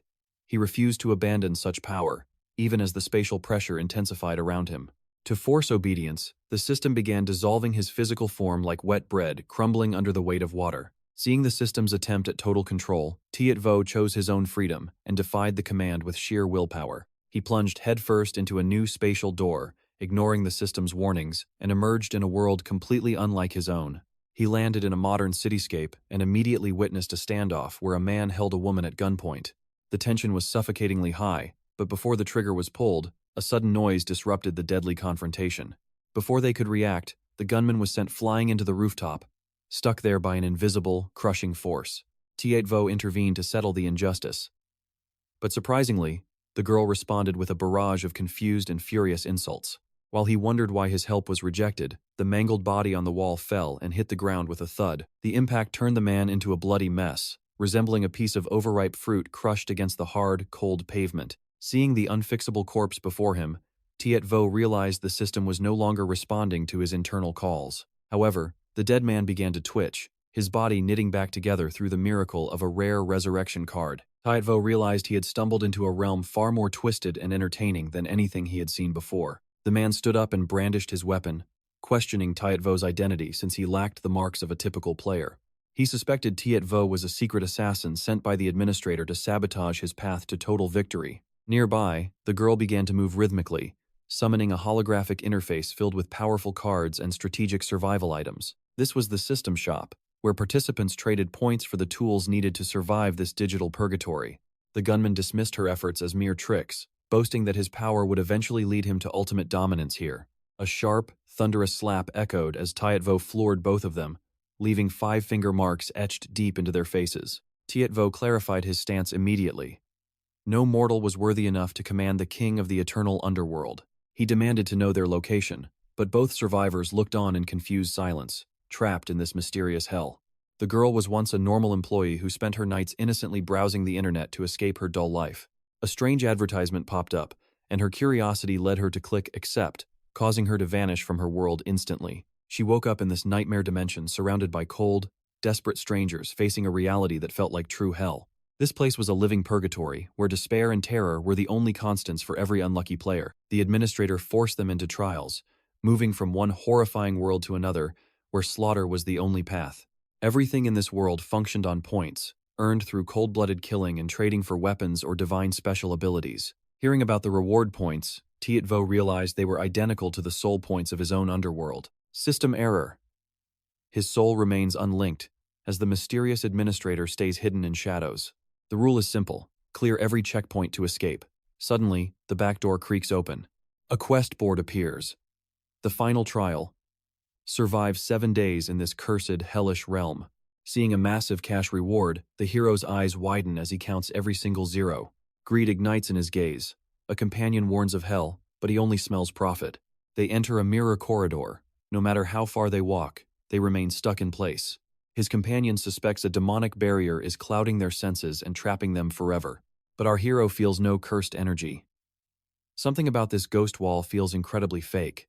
To break the curse, the man tries a crude method only for the system to intervene. Warning: indecent behavior detected. Suddenly, a blade of light slices through his lower half. Blood sprays as the man screams in agony.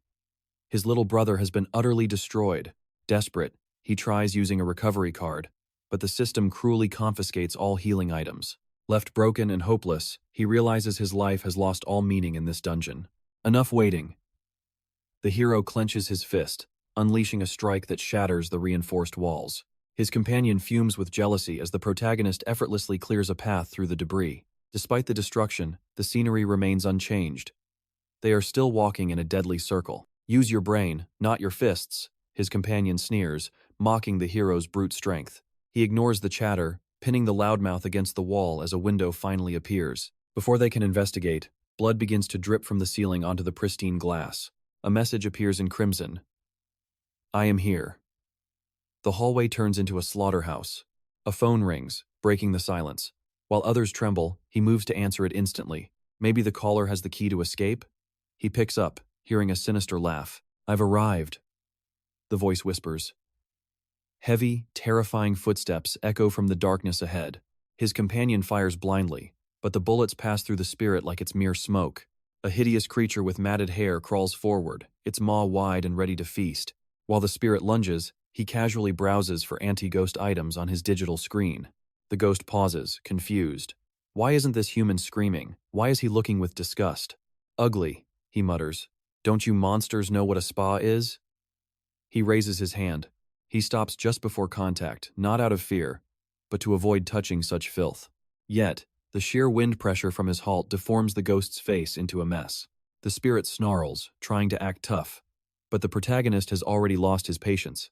In a flash, he rips the ghost's teeth out. The predator has now become the prey. Sensing his overwhelming killing intent, the ghost finally realizes she's facing a true monster. She tries to flee in terror, but she's forgotten one thing: no one escapes him. In the blink of an eye, he teleports, blocking her path with cold, divine authority. While browsing for exorcism gear, the king approached.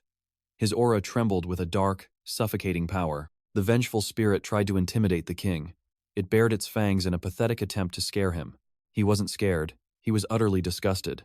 Ugly spirits like you seriously need a spa day. He raised his hand for a devastating slap. But he stopped inches before touching her wretched skin. He refused to soil his hands with filth. Yet the sheer air pressure shattered the ghost's face. The spirit still dared to show her teeth. She tried to assert her dominance as a phantom. The Hell King didn't hesitate for a second. He instantly stripped the teeth from her ghostly maw. She stood paralyzed, unable to comprehend the pain. Then she saw his eyes burning with pure slaughter. Terrified, the spirit turned and fled for her life. Even ghosts now feared this unstoppable modern reaper. "Where do you think you're going, little ghost?" In a blink, he appeared to block her path. The imp felt violated. This wasn't just skill. Our protagonist was rewriting the game's laws with absolute authority. This hellish realm was meticulously crafted by a vengeful banshee, harvesting human terror to fuel her dark evolution. But our sovereign chose to shatter the rules. He commanded the underworld's mistress as if she were a common servant. Tasked with clearing the traps, the ghost tried to resist. One cold glare from him instantly erased her defiance. When he offered her a chance at redemption, the savage demon transformed into a submissive, obedient follower. His companion stood speechless at the sight. Was this a dream? The ghost now submissively led them toward the core. Talisman-like papers lined the walls. Hidden behind these neat rows lay the cryptic secrets to their final escape. Peeling them back revealed a jagged sequence of numbers, a dark code scrawled in the ink of shadows. The ghost had designed this trap herself. Normally, players would be too paralyzed by fear to remember a thing. But even standing calmly, they were stumped. Not by terror, but by the ghost's absolutely atrocious, unreadable handwriting. It was a complete mess. The ghost fumed with embarrassment, threatening them until her patience finally snapped. Crack! A massive bump appeared on her head. Realizing her place, she submissively led them to the next objective. They reached a mysterious phone. The ghost gestured for our heroine to answer the call from the beyond. The banshee tried to act menacing again. A quick flash of his fist reminded her she was now just a guide. Professionalism restored. She instructed the girl to input the sequence they had discovered back on the wall. Disaster struck. The girl lacked any combat skills, and apparently, her memory was also on a permanent vacation. The ghost sneered at the useless human. Then, irony hit. The ghost had forgotten her own code as well. Demons don't need memories, only malice. But one soul-piercing gaze from him sent her into a total panic. She desperately contacted the Underworld's headquarters, begging the operator to reset the security password immediately. The bloody code shifted to 666, simple, yet strangely ominous as the gates of the next trial groaned. The path opened. Before leaving, the ghost bowed, her eyes filled with a tiny, desperate plea for help. She begged him to execute the Game Master. The constant deadlines and soul-crushing quotas were becoming unbearable. He agreed. No entity that torments weak souls would ever survive the judgment of his absolute authority. A full day had passed in this labyrinth. Exhaustion clawed at them. Yet the final key remained elusive. 2 doors loomed ahead, life and death. A classic, deadly choice that would decide their ultimate fate.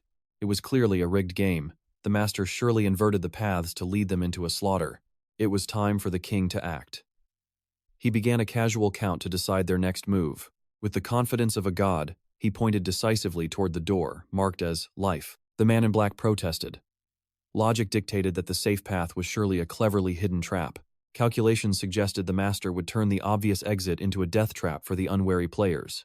As tension peaked, a brilliant, chaotic idea sparked in our protagonist's mind. Why guess? Just peek inside.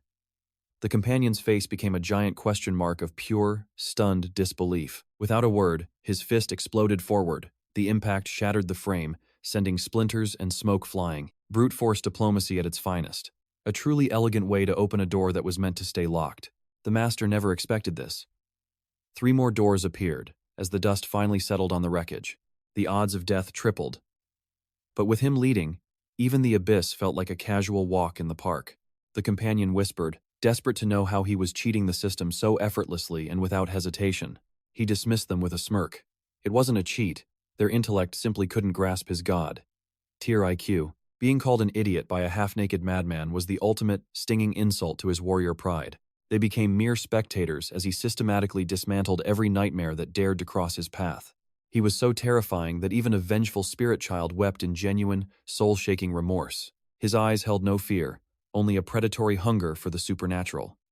He was the true monster here. Finally, they reached the threshold of light. The oppressive darkness of the underworld began to recede at last. They emerged onto a pristine beach. Freedom? No. The game's clearance card was still nowhere to be found.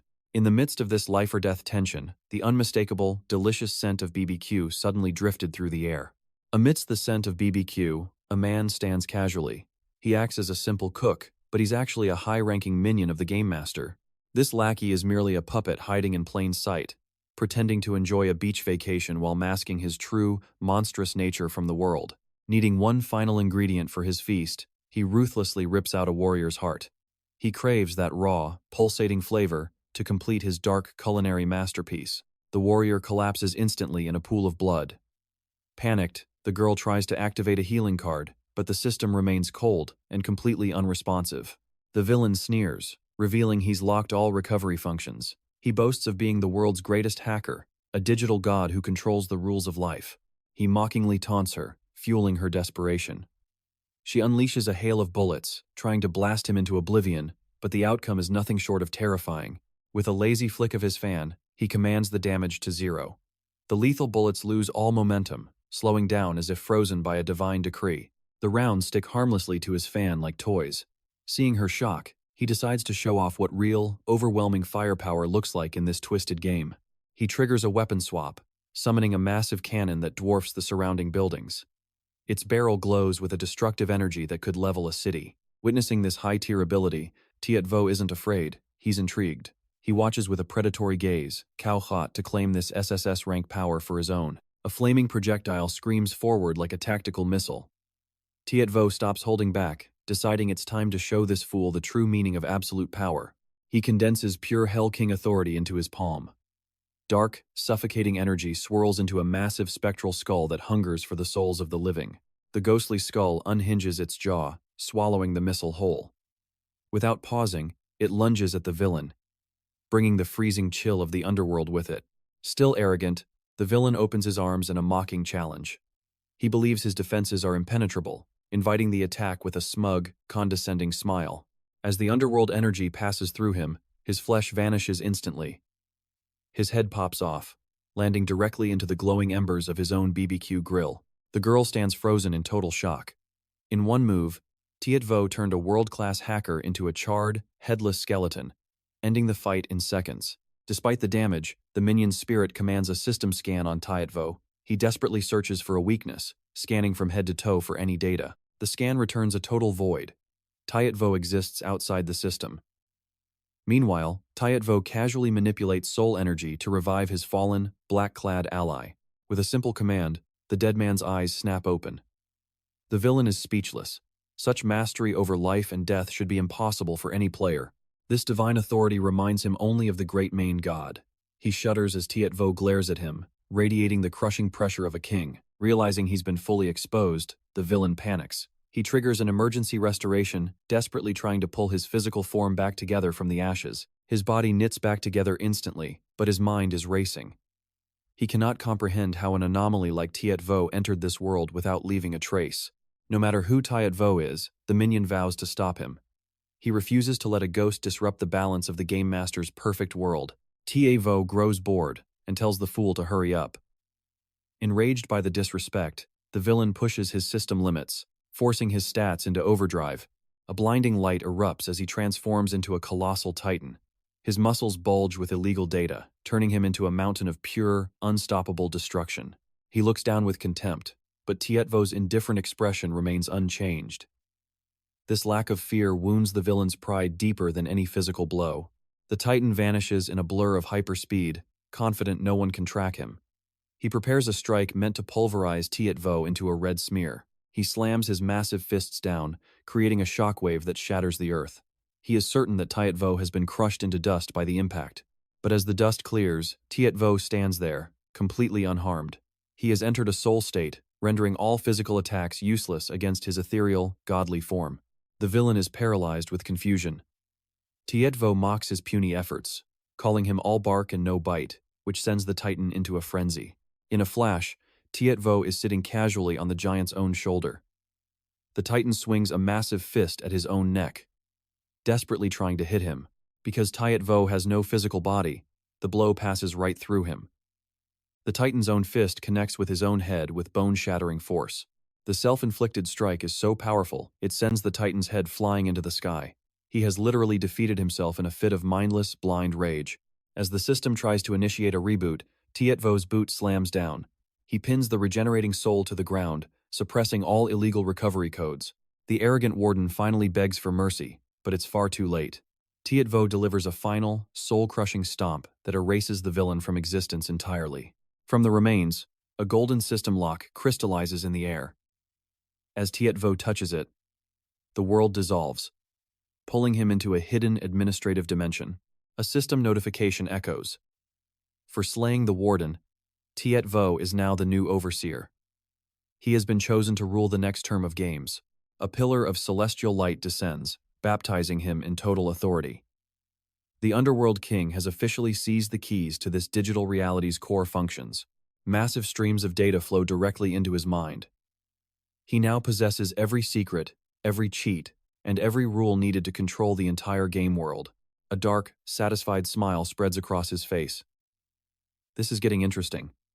He immediately commands the system to display the world's master attribute panel. He realizes World W was the firewall blocking his own system. With the mystery solved, he begins rewriting the fundamental laws of this digital prison. The girl watches in total awe as he hacks the reality around them. He's no longer a player. He has become the absolute god of the system. He sets the difficulty to 0 and cranks the rewards to the maximum. Under 𝒕𝒊𝒏𝒈's rule, the game is no longer a nightmare, but his playground. Silenced and bound, Yendan's voice was suppressed. His sister watched in awe as he challenged the world's rules. He rewrote the trial's laws with absolute authority. Difficulty plummeted to 0 as the rewards reached legendary new heights. Staring at the system screen flooded with endless zeros, 𝒕𝒊𝒏𝒈 tries to manually boost his reward points, but the system coldly denies him, claiming he lacks the authority to rewrite his own destiny just yet. Every system is just as annoying as the last, he groans, before his sister spots a mysterious man in black. One look and 𝒕𝒊𝒏𝒈 sees it. The man's soul is fragmented, missing vital pieces stolen by some dark force. Noticing the absence of any Reapers, he activates the SSS rank Hell King's Eye to track the missing soul shards. His divine gaze pierces through the deep waters, revealing cursed pillars where countless restless spirits are being held captive. Seeing the massive scale of this illegal soul trafficking, 𝒕𝒊𝒏𝒈 dives into the abyss without a moment's hesitation. At the seabed, a colossal octopus with blood-red eyes awaits him, but this beast has a horrifyingly human face. With a grotesque square jaw and thick, swollen lips, the monster looks more like a nightmare than a guardian. Though it senses 𝒕𝒊𝒏𝒈's authority, it mocks him as an uninvited guest and demands he leave immediately. The beast arrogantly gives the Hell King exactly 2 seconds to vanish before it resorts to lethal force. But before the count reaches 2, its tentacles are already sizzling on a hellish grill, smelling like a fresh feast. The monster weeps tears of blood for its lost limbs, yet it remains stubbornly silent about the trapped souls. 𝒕𝒊𝒏𝒈's gaze turns freezing. Tell me how to break these seals, or you're the next course on the menu. Caught between the Hell King's wrath and the Master's punishment, the beast trembles in absolute terror. Choosing cowardice, it triggers an emergency distress signal and attempts to vanish into the murky shadows. It calculates that reinforcements will arrive in 10 seconds, desperately hoping to survive until its allies appear. But in less than 3 seconds, 𝒕𝒊𝒏𝒈 is already standing atop its head like an inescapable god of death. Still oblivious to the gap in power, the beast screams that the world's overseers are coming to purge him. Perfect, 𝒕𝒊𝒏𝒈 smirks. It saves me the trouble of hunting you all down one by one. The creature stares in pure confusion, unable to grasp the terrifying confidence of the man before it.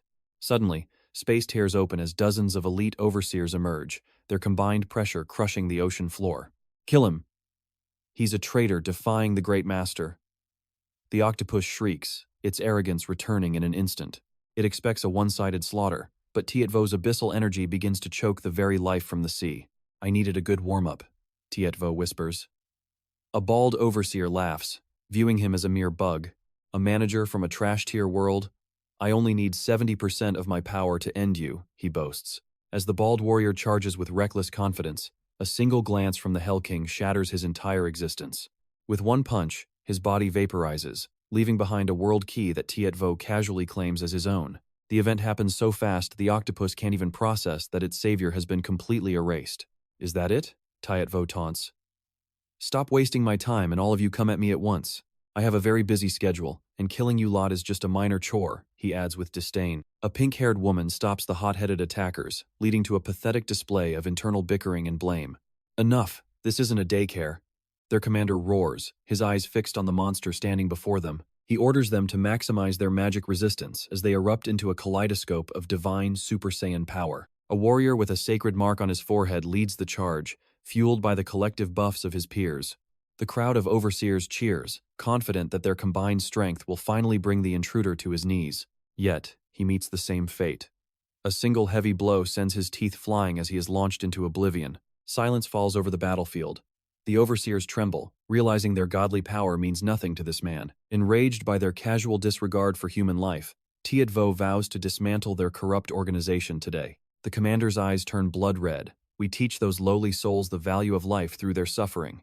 It is our master's divine will, he bellows, clutching his dying pride against the overwhelming pressure. Suddenly, a shadowy figure appears behind him, a presence so cold it instantly douses the commander's rage. Cloaked in absolute darkness with a mysterious seal on his back, the true master has finally descended. Forgive our lack of hospitality, great King Yama, the god says, but 𝒕𝒊𝒏𝒈's killing intent only flares. Save your breath, 𝒕𝒊𝒏𝒈 declares. Not a single soul among you is leaving this place alive. Rising from the depths, 𝒕𝒊𝒏𝒈 glared at his foe, his battle spirit burning brighter than ever.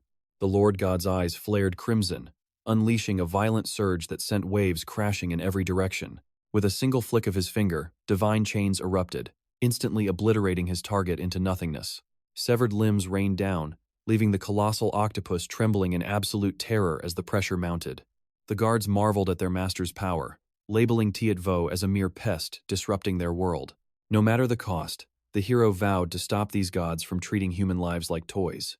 The arrogant Lord God vanished, reappearing behind the protagonist in a terrifying display of divine speed. The system calculated a 99.99% victory rate for the deity, mocking our hero's survival. Ignoring the odds, 𝒕𝒊𝒏𝒈 poured every ounce of his soul into a single, world-shaking punch. The collision created a devastating shockwave, a clash of titans that threatened to tear reality apart. While the octopus cowered in fear, the Lord God remained smug, certain of his absolute superiority. He claimed 𝒕𝒊𝒏𝒈's chance of winning was a pathetic 0.01%, a death sentence. Unfazed, the protagonist questioned his resolve, then suddenly struck the god's eyes with brutal precision. The divine being shrieked in agony, writhing like a common worm beneath a predator's boot. Disappointed by such weakness, our hero's mockery pushed the humiliated god to the brink of madness. Summoning his ultimate weapon, a massive sniper rifle manifested, glowing with a sinister, violet hellfire. 𝒕𝒊𝒏𝒈 laughed at the sight.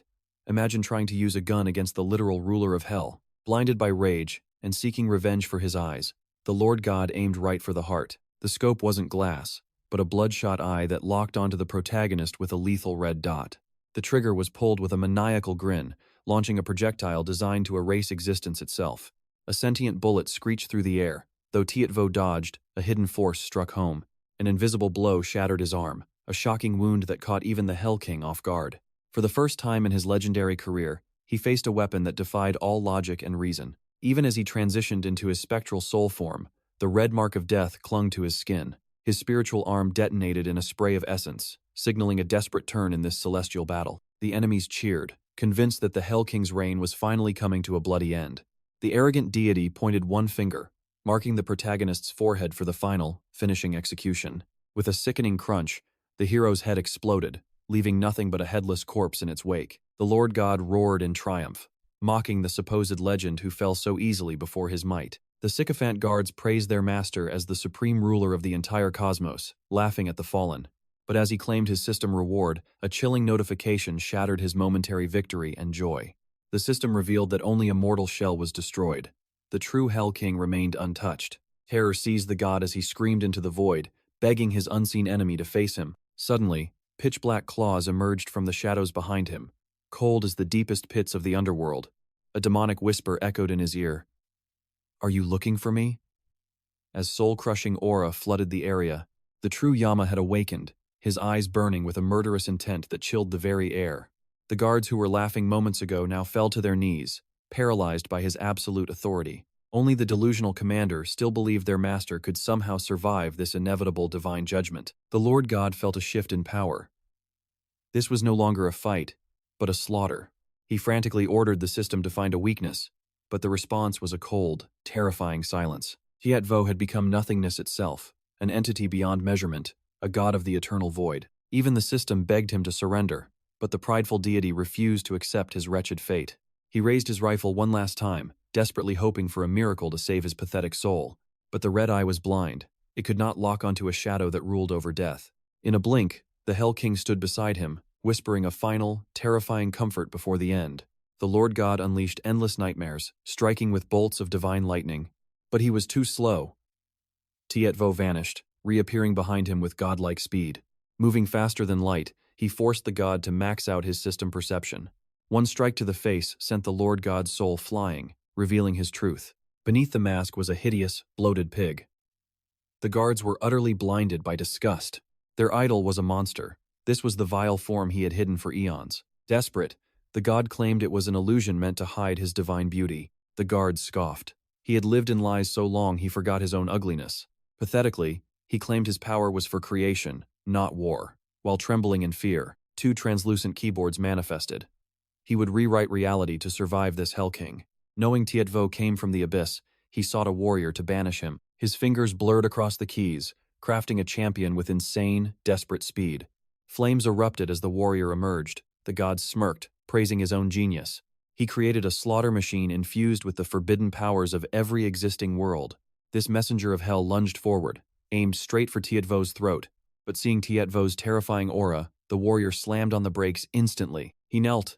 The legendary warrior bowed to the Hell King, shocking every witness present. The creator roared in fury as his ultimate weapon submitted to his sworn enemy. The messenger unmasked, looking at the fat god with cold, murderous contempt. He begged the sovereign for permission to execute this pathetic, bloated swine himself. The god froze. With a nod from 𝒕𝒊𝒏𝒈, the messenger turned into a reaper. Betrayal stung. The creator watched his own masterpiece serve the master of death. His submissive look vanished, replaced by a bloodthirsty grin eager for the kill. Chains of the abyss bound the god's soul, crushing his pride and his life. A strange, wriggling orb appeared, a nightmare creature summoned from the messenger's hand. It looked almost cute until it unhinged its jaw into a massive 10XL void. Vengeful spirits within wailed, dragging the god into their eternal, gnashing maws. With one gulp, the god was gone. The creature shrank, returning to its master. Intrigued by this novelty, the Hell King wondered what darkness lay within it. It was a hellworm, a living gate connected directly to the underworld's core. 𝒕𝒊𝒏𝒈 smirked. The fat fool actually managed to create a weapon worth keeping. He claimed the messenger as his own. Now, it was time to end this. Suddenly, a piercing scream echoed. His system was finally breaking through the barrier. After battling the world's seal, the system girl finally re-established her connection. Victory seemed certain, but a new, ominous system notification flashed before his eyes. Fate wasn't finished. He was forcibly pulled into a distorted, numerical dimension. Surrounded by bleeding red code and data, he felt the weight of a new trial. Luckily, his link to the system remained. He wasn't walking into this trap alone. A voice called out. A transparent woman with a seductive figure emerged from the void. She invited him to be her host, her eyes gleaming with dark, hungry ambition. She was the horror system. Her presence was terrifying, but her offer was hollow. She tried to tempt him, unaware that 𝒕𝒊𝒏𝒈 was a king among men. With her help, she promised absolute world domination if he would only submit. As she reached out to touch him, a spectral hand suddenly gripped her arm. A hand manifested from his shadow, leaving the horror system paralyzed in shock.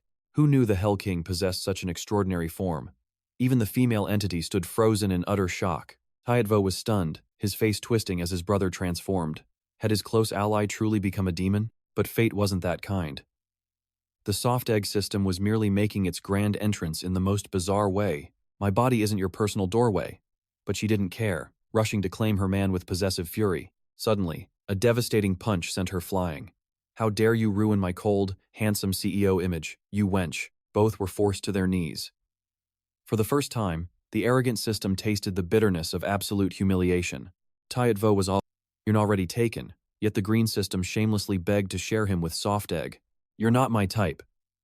He rejected her instantly. Her looks couldn't compare to the SSS rank power he craved. Seeing 𝒕𝒊𝒏𝒈 crush the old god with godlike strength made the green system drool with desperate desire. She clung to him, begging to serve a new master. 𝒕𝒊𝒏𝒈 began to speak, making them fear rejection, but he was merely complaining about the noise. These systems were rushing in without checking their own status. Suddenly, 𝒊𝒏𝒈 charged at light speed. A brutal kick sent the Hell King flying back into reality. Rejection stung, but the green system finally accepted the truth. It was time to offer the victor spoils.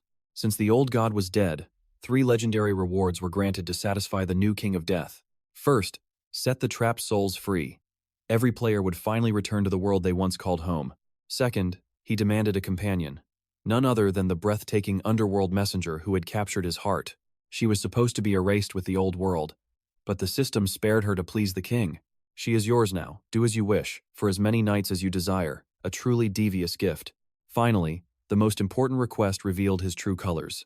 The Hell King's greatest desire was cold, hard cash. For the green system, money was just numbers. She effortlessly added a string of zeros to his divine balance. 𝒕𝒉 bragged to 𝒊𝒏𝒈. He wasn't just a king, he was now the world's wealthiest underworld tycoon. With a few taps on the celestial keyboard, a torrential rain of currency began to fall from the sky. But wait, this wasn't gold. It was hell money for the dead. Rage exploded as the paper drifted down. I wanted soul points, not this useless paper, he roared, his voice trembling with pure, unadulterated fury. Alas, soul points were the only currency the system could offer. To get rich, he had to grind. The path to ultimate wealth required back-breaking missions.